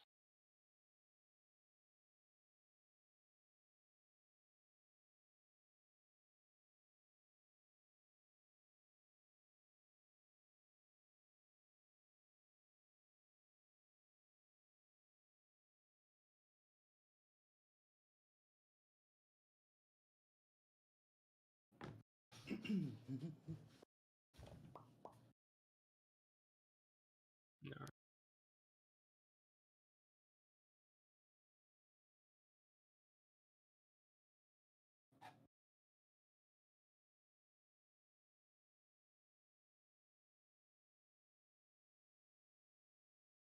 I'm back. Cool. Cool. Guess we'll be waiting for the others.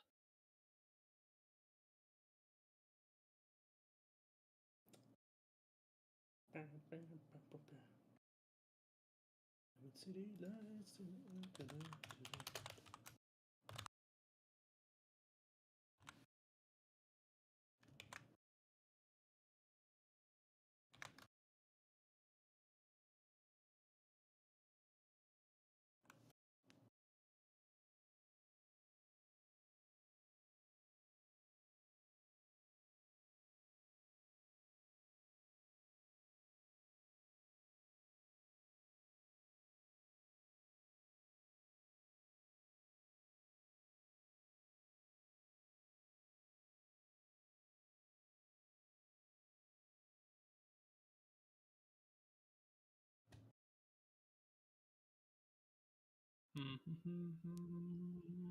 Back. Welcome back. Thank you. Who else are we waiting for? Think Lambus and Cola, and this Cola's here. Cola, are you here? No. Not Cola's here. Landbus, are you here, sir? Still muted. Alrighty then, we'll wait for him. Diamond City lights illuminate what's inside and out.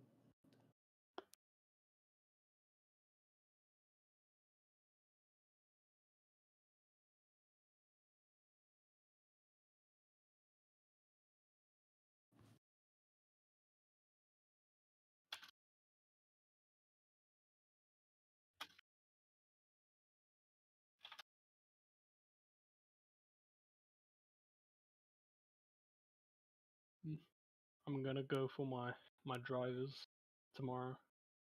Ooh, good luck. Yeah, I'm like slightly nervous for it. What time is it? 8 o'clock in the morning. Yeah, I also had an early morning one. I'd much rather to be in the mornings. Yeah, but you have to deal with morning traffic at 8. Well, I usually wake up very early, like 5 o'clock. So we're planning to leave at like 6 so that we can get there for 7. Landis is here. Aha. Alrighty then.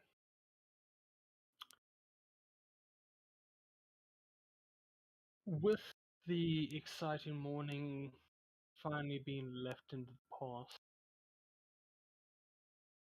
Oh yeah, before I continue, Yuna, if you want your arrows back, please do make me a investigation check, because you are specifically looking for your arrows.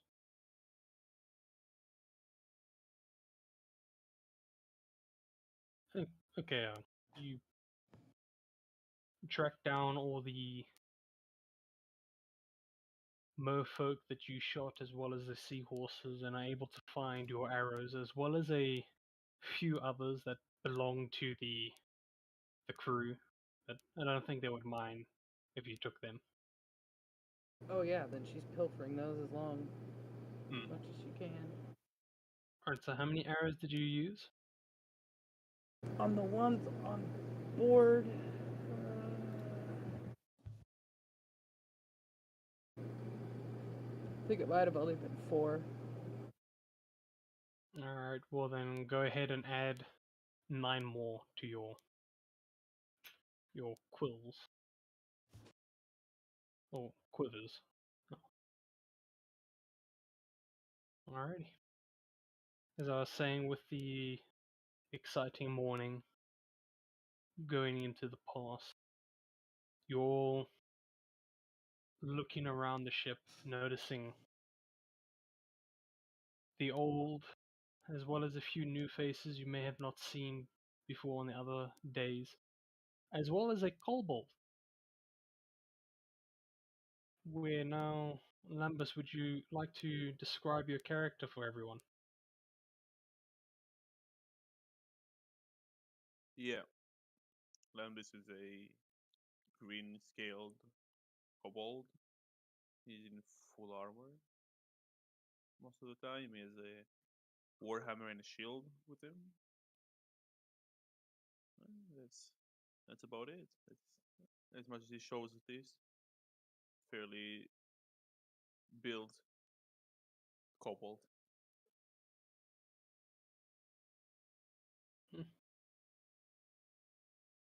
So you all see this fairly decked out kobold. Somewhat intricate designs in the armor, looking very out of place compared to the sailors with the very thin cotton shirts. Some of them don't even have shirts, and sort of the clothing you would wear on a hot day, especially on a hot day that you're going for work. Hmm. That brings up a good question. Does our new kobold friend display any sort of, I don't know, religious iconography or any particularities with his attire? It seems like what's the name of the dragon? Let me look. The shadow one. I don't worry. I specifically made the names to torture myself. All fantasy names have to be in. What is it? Kemar. That's the name. Yeah. Come on. Yeah. So there is no like religious stat in history. So for any of you who are really observant, you can make me a history check. See if you can identify what the symbols on our kobold's armor mean.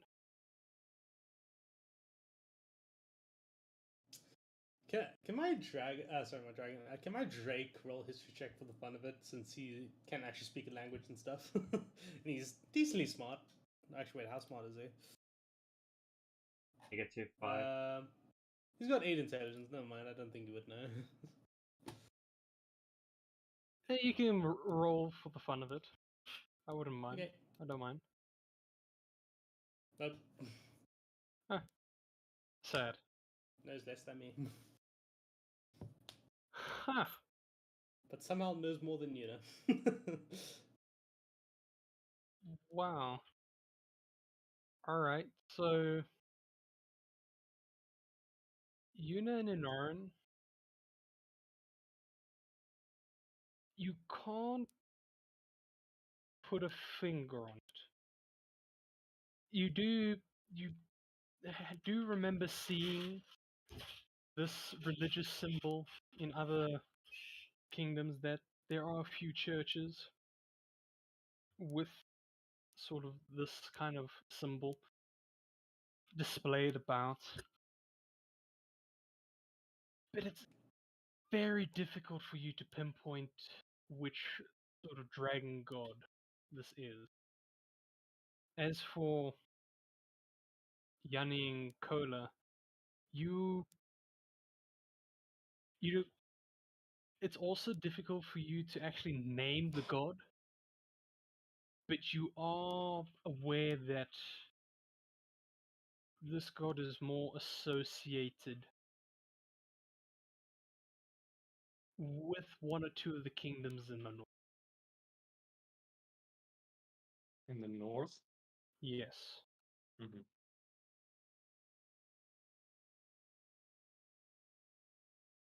From Melorus? North or. I'm gonna say because you are from there, you definitely know it's not Nelor, as you know the dragon that you guys mostly worship has nothing to do with this one. Gotcha. I really hope it's not named Gotcha. Hmm?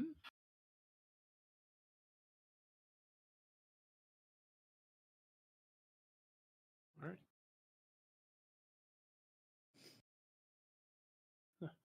Anything you guys would like to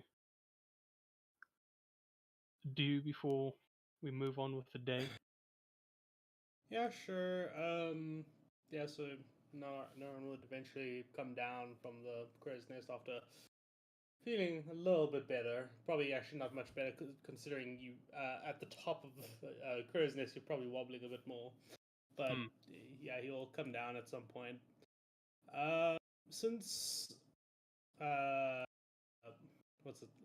Lampus is the only like draconic type creature on the boat right now. Scarlet kind of just growls at him a bit, and no, I'm just like, see, you have competition now, don't you, Scarlet? Scarlet continues being a bit grumpy.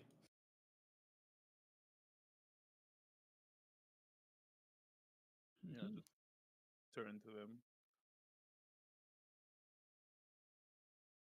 Just how big is Scala? He's currently considered small, but soon to become a medium creature. So we'll say So, what, 4 feet wide, uh, 4 feet long. a little bit bigger than a German Shepherd, that Hmm. type of size. Yeah.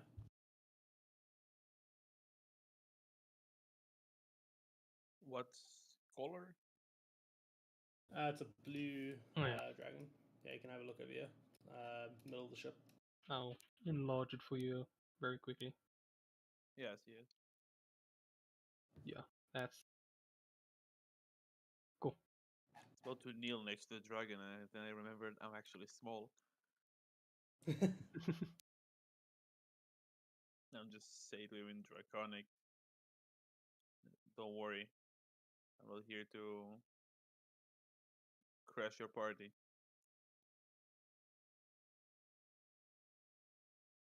Yeah, Scarlet kind of looks at you. Actually responds in Draconic. I'll leave what he actually says up to the DMs. I'm not complete. I have complete control of Scarlet. Uh, He's, uh, he's a grumpy dragon. a grumpy dragon. Okay. Yeah. Hmm.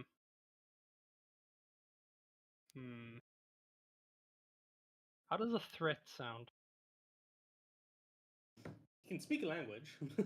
I'm thinking of saying a threat for Scala. Yeah, that's fine. All right. Scala will look at you, Lambus, kind of eyes squinting a little bit. It's like, I don't care if you're not here for trouble or to crash the party. Still can only be one of us on this boat. Better sleep with one eye open. Scala? What did I say about threatening other lizards? And Scala's gonna give you a sort of innocent look. Like, I don't know what you're talking about. The scaly Right. version of puppy eyes. No idea what that would look like. Probably terrifying. Probably. Alright. You know you wanted to say something?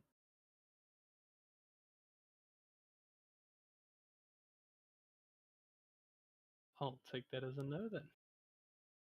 All right. So with this very small interaction,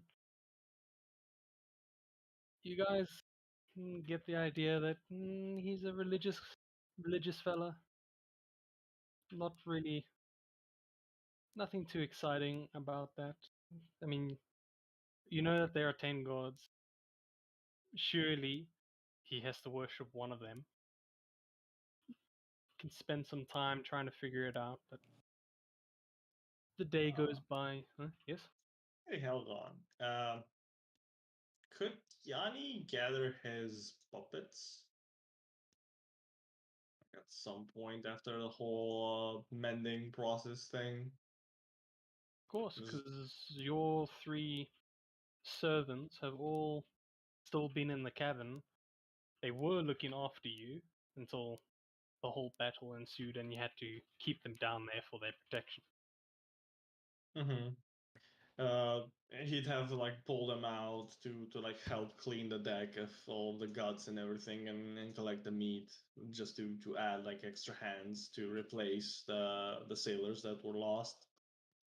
Um, but after the whole mending process down below and the cleaning and carrying of the seahorses, he would gather up again with them and kind of like after having them on the deck of the ship and seeing Lambus as well, not really being sure like what he stands for or where he's coming from. He'll kind of like look above the 3 of them and just say in Draconic, friend of yours, the one that the kobolds worshipping. Hmm. Want to know if I need to be careful in any way.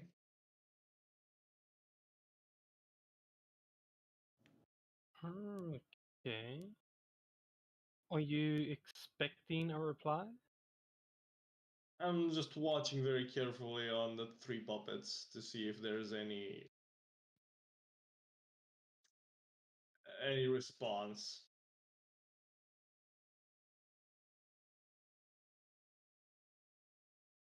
For a long time, pretty much the main response you see is the puppets trying to stabilize on this rocky ship. As it is difficult for them, being they don't have smooth control over their parts. And so it's actually slightly hilarious to see the puppets kind of like taking a few steps to one side, taking a few steps to the other, relying on each other for balance. Mm-hmm. But there's a very small length of time, like 10 minutes, where the sea actually goes quiet. The wind suddenly stops, the clouds almost had to move out of the way, and the rocking of the ship actually comes to an ease and a steady sail, where the dolls are actually able to stabilize themselves, look up at you, and just give you a stare which you feel gives you an answer that you're seeking for. Sort of like a acknowledging without saying or gesturing to anything.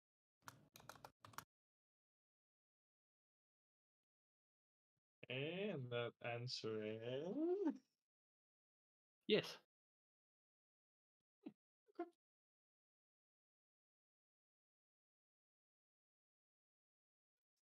thank you. Hope you are enjoying yourself up there. And he'll uh, hmm, seeing that the puppets have a tough time balancing and keeping together, he'll leave the 3 of them in the room and join everyone up top again. Hmm. Wait, did you ask this question below deck or on top of the deck? Yes, below deck in like a separate room or something like that, not out in the open. Alright. I was about to say if it was out in the open, a sailor would have walked past and just looked at you weirdly. But no worries, you are safe from that embarrassment. Cool. So after that very small, brief time of extremely calm waters, you feel the rocking of the ship coming back to motion as the wind starts blowing and the sails get lifted. The clouds also seem to slowly roll in and return to their state. If there's anything you guys want to do now, let me know. Otherwise, I'm just going to skip to the next day.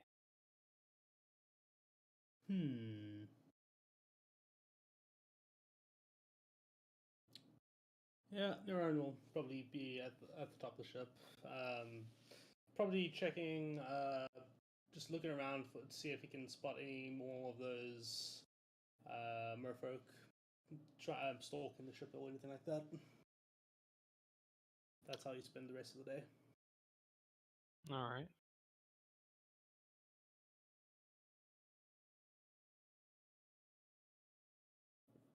Cool. Lambus, if you want to do that, just type -me and then your sentence. And then it should come up as your character. Okay. Damn, I use a different command. I use /em. Does it actually work? Yeah. Does the same thing, I Interesting. guess. Huh. Well, what do you know? Wait, I want to check something real quick. Anyways. Okay. Well then, Ninaran, I will ask you to make me a perception check for the day to see if you can spot. Sure And I thing. will also ask you to make me a constitution. Yeah, I am at the top, so that makes sense. But let me quickly roll. No icky fish smell, so should be mostly fine. Yeah, but Or still not. heavy rocking. Yeah. Oh wait, no. Okay. Wow, the dice roll says something else. Yeah. Alright. Yeah, he's not too focused. He's feeling a bit under the weather at the top. Yeah. In hindsight, if you wanted to keep watch, maybe being at the bottom, like on the top deck, would have been a better choice, because at least maybe then you wouldn't feel as shit as you feel now. But you made your choice and you're gonna stick with it for the day. Alright. Everyone else? Anything? Trying to ascertain some of the spells that were in that bandit spell book in the sewers, and then checking party funds to see if yeah, you could ask one of the could learn one of those during the trip. But that's like more stuff to do on my end. But when I have an answer, like if we have enough money for it and a particular spell, I'll let you know. Alright.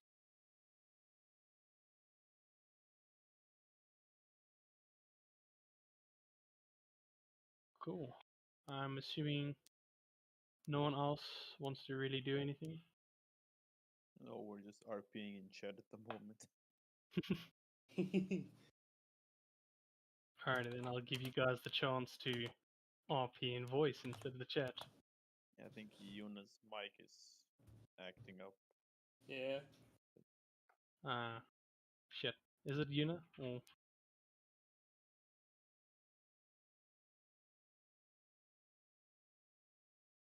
I'll take that as a yes then. Alright. Yeah, his mic is on the fritz right now. Damn it. Oh, no matter. As the day continues. Each of you do your respective things. The sailors still shooken up from this morning, but able to carry on pretty quickly. The rest of the day goes by without much trouble. There's no signs of danger, no alarms being set off. Just slightly windy with the ship rocking against the waves. Eventually the day comes to a close. You all receive a meal from the cook, freshly made seahorse. Pretty tasty, not gonna lie, even though it is from a giant beast, but the crew makes do with what they catch, and today was very big catch.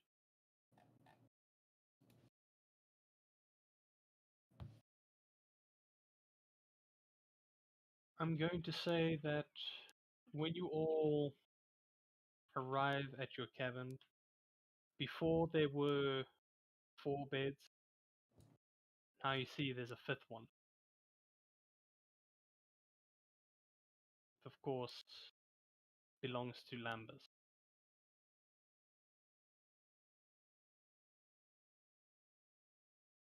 Reason being for this is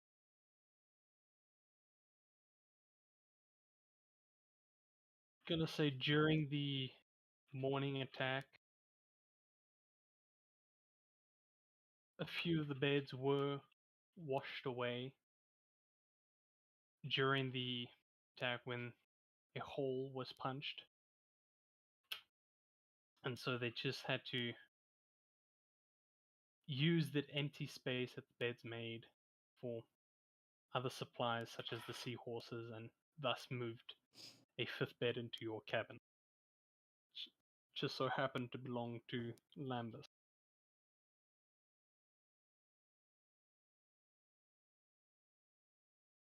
Anyway, you all have a... Actually, I'm going to ask for Nanaran again to make me a constitution to see how well you can sleep through the rocky night. Yeah, I'm having a rougher time than not Yuna, Yanni. You I- really are, buddy. To be fair, I was at the top of the ship having a bad time. Yeah, that tracks. Yep. couple times in the night, you just hear Neuron get up, walk to like the portal. Is that what it's called? Portal. Yeah. Oh, Yeah, opens it up and just throws up out of it. hey, hold on. Yes. I remember that Yanni got one of the spells from the spell book, which was like a floating disc that would carry objects, right? Yes. Could he perhaps cast that to like let Ninarin kind of like sleep without the whole like rocking constantly, and instead he would just sleep on this floating disc that would just stay stable in the middle of the room? Remind me how long the disc lasts? I think an hour. So he's got an hour of sleep. I Well, mean, we I'm don't an elf. sleep. Yeah, but both I- you and I are elves. Elves so... don't really sleep, but it would be nice to get an hour of uninterrupted meditation, though. So Okay. Yes, That's that floating I only disc. need 4 hours. that Yeah. they'll actually do pretty well. You And it's a ritual, so he wouldn't need to like use spell slots to cast it. So he would like cast it, and then 50 minutes in, he would take 10 minutes to cast it again, and it would keep on for the whole thing. So that's fine. Yanni, you're my savior. He's Counter spell. Haha, so funny. Yeah, Yeah, but, dude. Neuron puts his hand on your shoulder and says, Neuron, sorry, Neuron. Yeah, Yanni, you truly are a very good friend, and he gives you a hug. You reek of your own vomit, but I'm happy to help whenever I can. Still a bit of love stories in Twilight. Cut down. Yeah, but then Naren will pass out on the disc that is very steady. Can the puking be heard while we're sleeping? Will it wake me up or anything? Well, thanks to the efforts of Yanni, there won't be any puking tonight, as Ninaran will basically be sleeping on a stabilized disc. Thus, I'm a land ranger, not an ocean ranger. It doesn't work. remind me the dimensions of the disc. I think it's a. Give me 1 second. Hmm.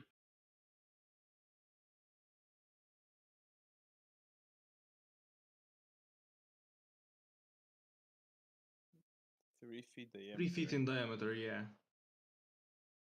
Alright, well, Ninaran, you'll be sitting on it, right? Yeah, I think he could be like sitting in those like meditation poses thing with like his feet Yeah. crossed underneath. Yeah. Okay, yeah, then it really does work. I was looking for a flaw, but it works. Alright.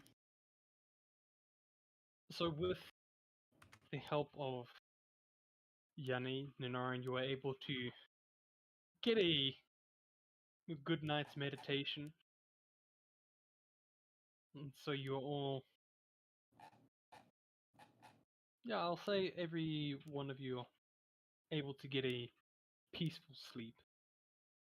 Oh, that does remind me.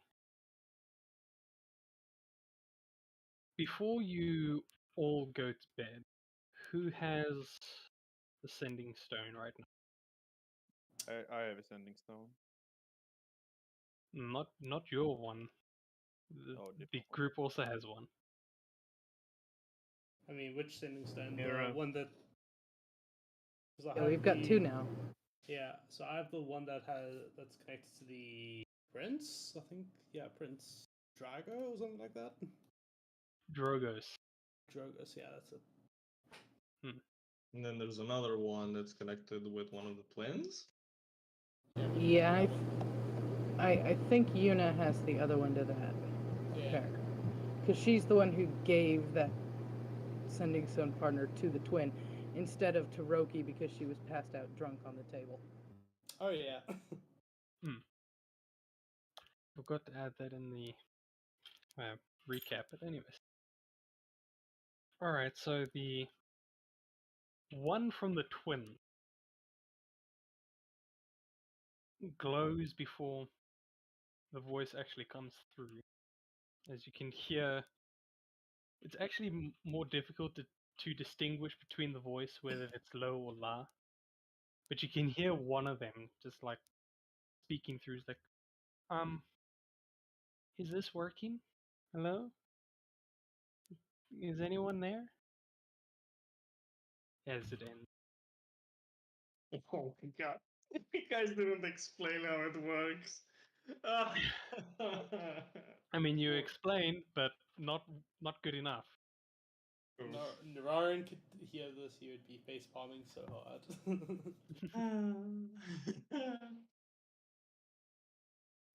Yuna would be face palming too. Alright. Anyone like to say anything back? Yuna has it, so Yuna will get to reply. Reply. That's the word. Yes.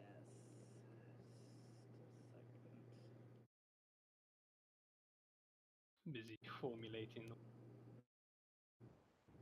Congratulations. Your message got through. It is, in fact, working.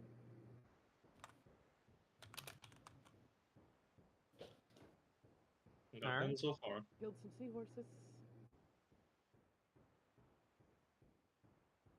Nobody's died. How are Yeah. things on your end? Okay, that's pretty good. You're under the limit. So I got 4 words. Just tell her that she can't reply back. Poor girl. Only 25 words. Uh, on just to give you a perspective on the other end, they hear your words coming through and almost light up with joy as they eagerly start talking back, automatically assuming you guys are listening to them. Sadly, not a single word comes back. Face So bomb sad. so hard. Yuna's Alright. just gonna Oh. stash the stone back somewhere safe and kind of mutter to herself, they'll figure it out eventually.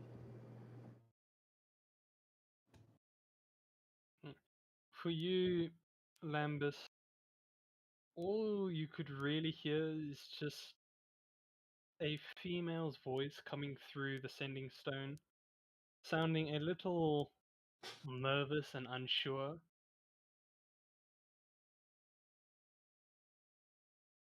But you do get a sense that the group knows this person. Alright. And with that, you all can take a long rest. As you Huzzah. sleep through, slash meditate, slash stand creepily in the corner through the Yeah, night. Neuron Yeah. will cast a quick good berry before he goes into meditation, just so you can eat that instead of normal food for the rest of the day. It I don't- lasts 24 hours and gives full nourishment for whoever eat. You can eat one and have full nourishment. So basically, he's trying to put the least amount of food possible into his belly. I was about to say, I don't think a berry would satiate you, but it's a magic berry, so of course it Yeah. would. Yeah, so yeah, eating a berry restores 1 hit point, and the berry provides enough nourishment to sustain a creature for 1 day. So yeah. Thinking ahead. Can't throw up if there's nothing to throw up. You will throw up one berry. Alright. So as the morning comes, the sun slowly rises on the horizon. It's a very clear day, this 5th day at sea. The wind has. The wind is stronger than yesterday. As you look out from your port windows, not a cloud in sight. Seagulls fly with your ship, and out in the distance you can see, from what looks a dark mound, kind of break the water surface before going back in. See a large tail with 2 fins splash into the water, followed by a few more mounds. This time the tails, instead of splashing, just kind of follow and just smoothly go back in. Are they Hmm? like dragon turtles? No. No. Whales? Just regular old whales? Or dragon whales?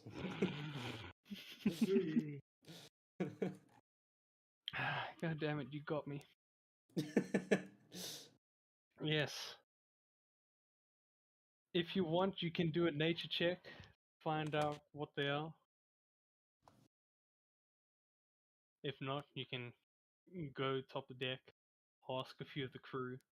Surely they would know. Yep, I'm convinced it's a dragon whale. Dragon whale it is. God damn, I just searched dragon whale in Google and damn. Things are terrifying, right? They looked sick as hell. I know. Alright. Well, with your nature check and being more of a land ranger, for once you actually come across a beast that you're not really sure of. Can't really. I mean, you already can tell that this thing is pretty large, maybe about 20 feet long. You do notice a sort of wing-like appendage stick out when one of the mounds break the surface water. You can see some evidence. It's pretty difficult, but with your elven eyes, you can see some evidence of like scales. And thus, as keep watching, eventually you see a seagull flying a little too close to the water surface. All the mounds just seem to just disappear into the water before one large beast just kind of jumps up. It doesn't eat the seagull, but just kind of smacks it away playfully. You can see that it is a sort of dragon-like aquatic creature, jumping, breaking the water like a whale, and landing on its falling on its back, creating a massive splash. You can hear a little bit of commotion up on the top, but it's not really a panicked one, more of a admired, as a few of the sailors are busy calling each other to come look. They do, as they walk to the left side of the ship, staring in awe, as now more of these dragon whales actually swim up and break the surface before falling back down onto the water. Their colors are very unique, as there's rarely the same one.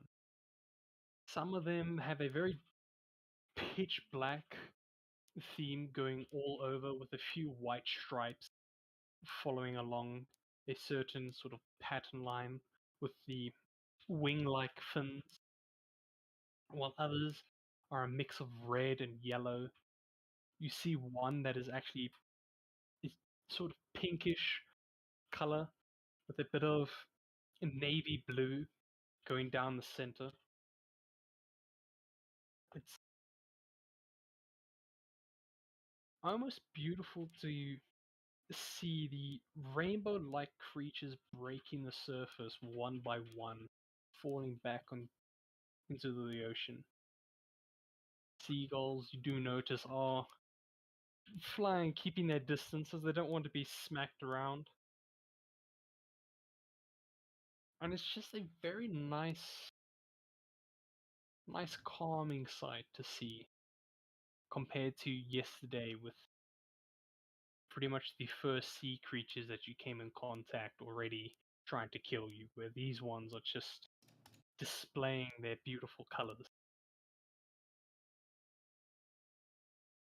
Captain smiles to himself as he looks back behind them, takes a deep breath, nods, and then orders everyone to get back to work. So they all kind of sigh a little bit in disappointment.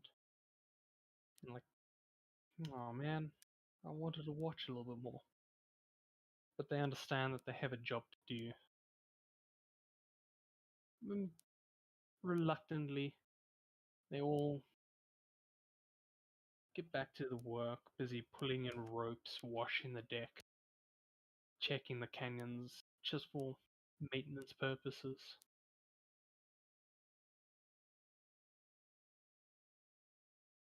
As before, I am going to ask if there is anything you guys would like to do before we end the session.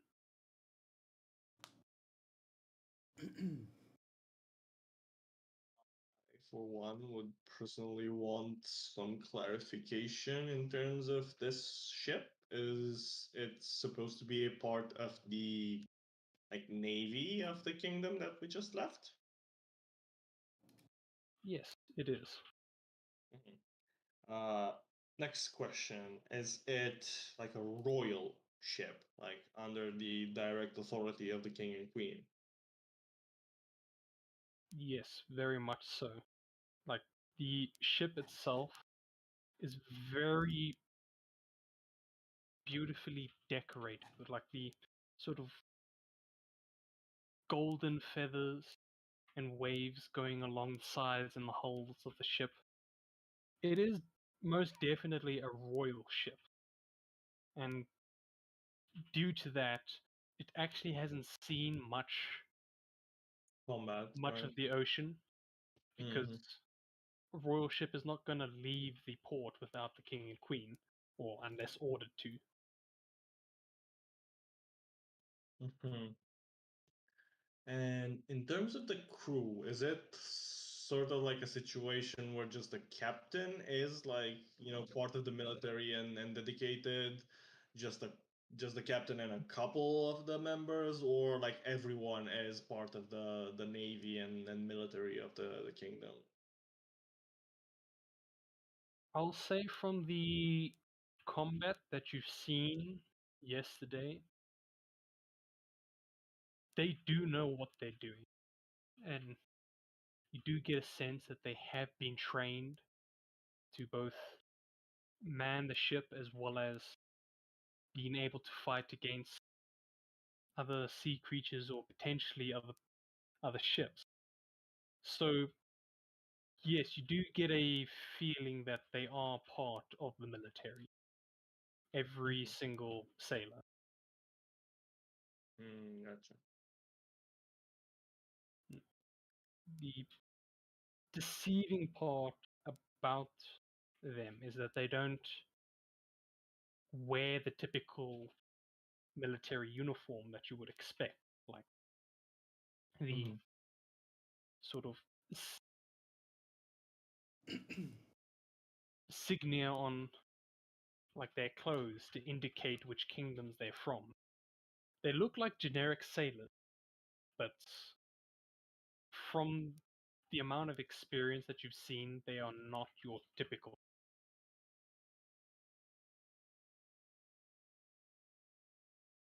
All right, then the very last question that I would like to ask.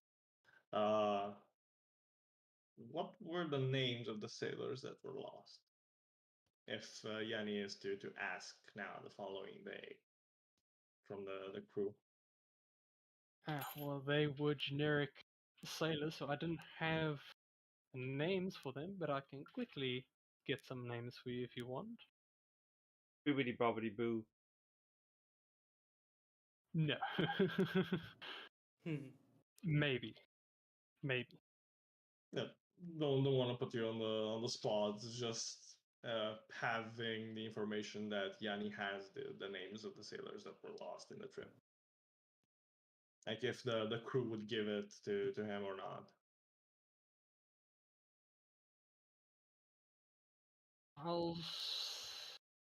They definitely wouldn't have given it to you yesterday, as they were still on edge and like given your physique and your look, you are kind of untrustworthy. Oh yeah. But with time, like obviously comes them actually thinking about the events yesterday and actually a few of them actually noticing your skills in combat and how you did help the crew significantly yesterday. In So, repairing the ship. and that, the oaks at the very bottom are like worshipping you as a god now. So, with a small bit of persuasion for the guys at the top, you are able to get them.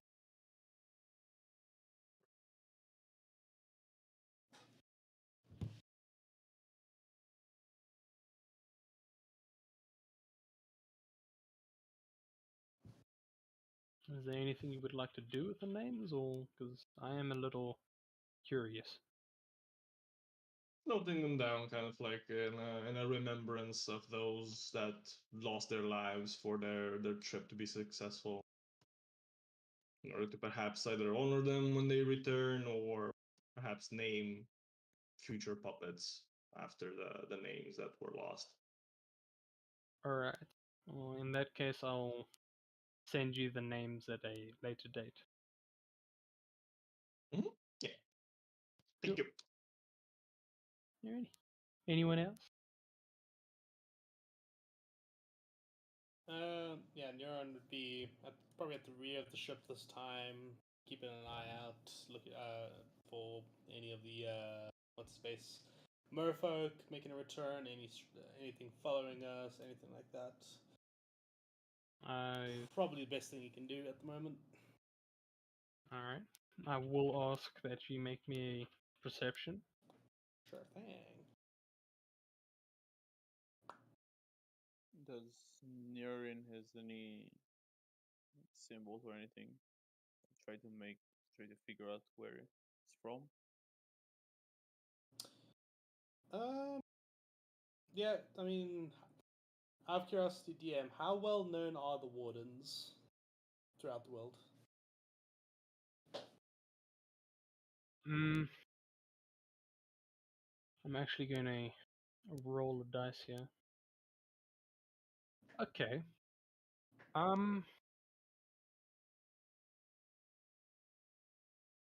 Their name has traveled across the world, not because of what they are capable of or who they are, but more so just the fact that they have pretty much traveled across the world. So when it comes to the reputation in Neloris compared to the others, your order has a reputation of like travelers almost. Whereas Neloris, they know you as scouts and rangers.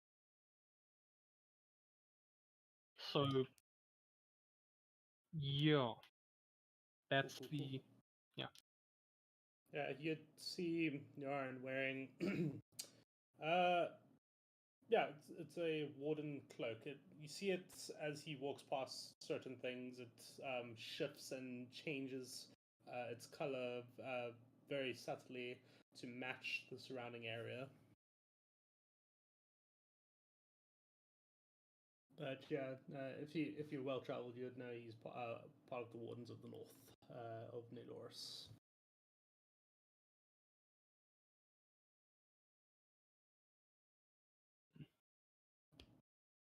If you want Lambus, you can. Let me see what role would that actually be?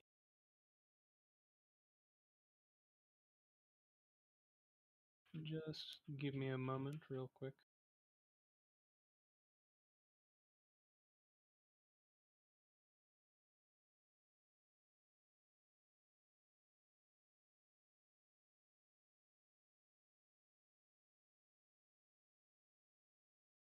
Yeah, I'll say you can roll me a perception check to see if you actually do notice the slight changing in the coat, thus giving away the order that he's a part of. Oh no. Can't roll high all session. It had to happen sooner or later. It's a real cool cloak. Yeah, you think to yourself, I wouldn't mind wearing a cloak like that. Yeah. It's Minecraft. It's not bad. I just realized the players switched to Minecraft. I'm not complaining though. Minecraft has some sick beats. Agreed. Yeah. As for your perception, Ninarin, you get to the back of the bow and keep your eyes on the horizon. At the beginning, you were more focused on the dragon whales, that kept jumping out of the waters, but eventually they just didn't come back up, and you just assume that they've moved on somewhere. Hmm. For the entire day, you couldn't really see anything that would notify you or sort of signal some sort of danger. So, yay. Mhm. Weird, yeah. By the way, the back of the ship is called the stern. Thank you. The bow's the front. Alright. But yeah, that's what on your own Jane for the red elf for the day. If we can RP next session, it is getting late. Yeah. Just for me. I was going to ask once more if anyone would like to do anything, but get the feeling that we're all getting a little bit tired. So, I how about will. we? I will I will mention one thing, just for the funsies. Sure. Since he started it, Yuna is going to spend the entire day just staring at that Aarakocra that was staring at her so hard the first day. Hmm. It, You guys have a stare off. Just roll me a random d20. No modifiers, just a straight d20. Ah, good thing you won your stare battle, as he is the first to look away.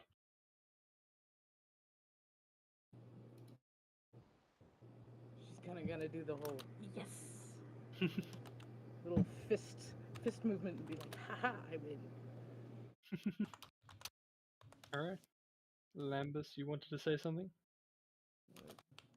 RP next session. Yeah. Alright, I think with that we'll call it a day. Awesome. That was a pretty decent combat at the very beginning. Yeah, that was pretty fun. I enjoyed that. By the way, your description of the dragon whales, I started playing the Hearts of Dragon theme like as you started describing it. It hit way different for some reason. It was like, oh yes, my childhood. I'm glad that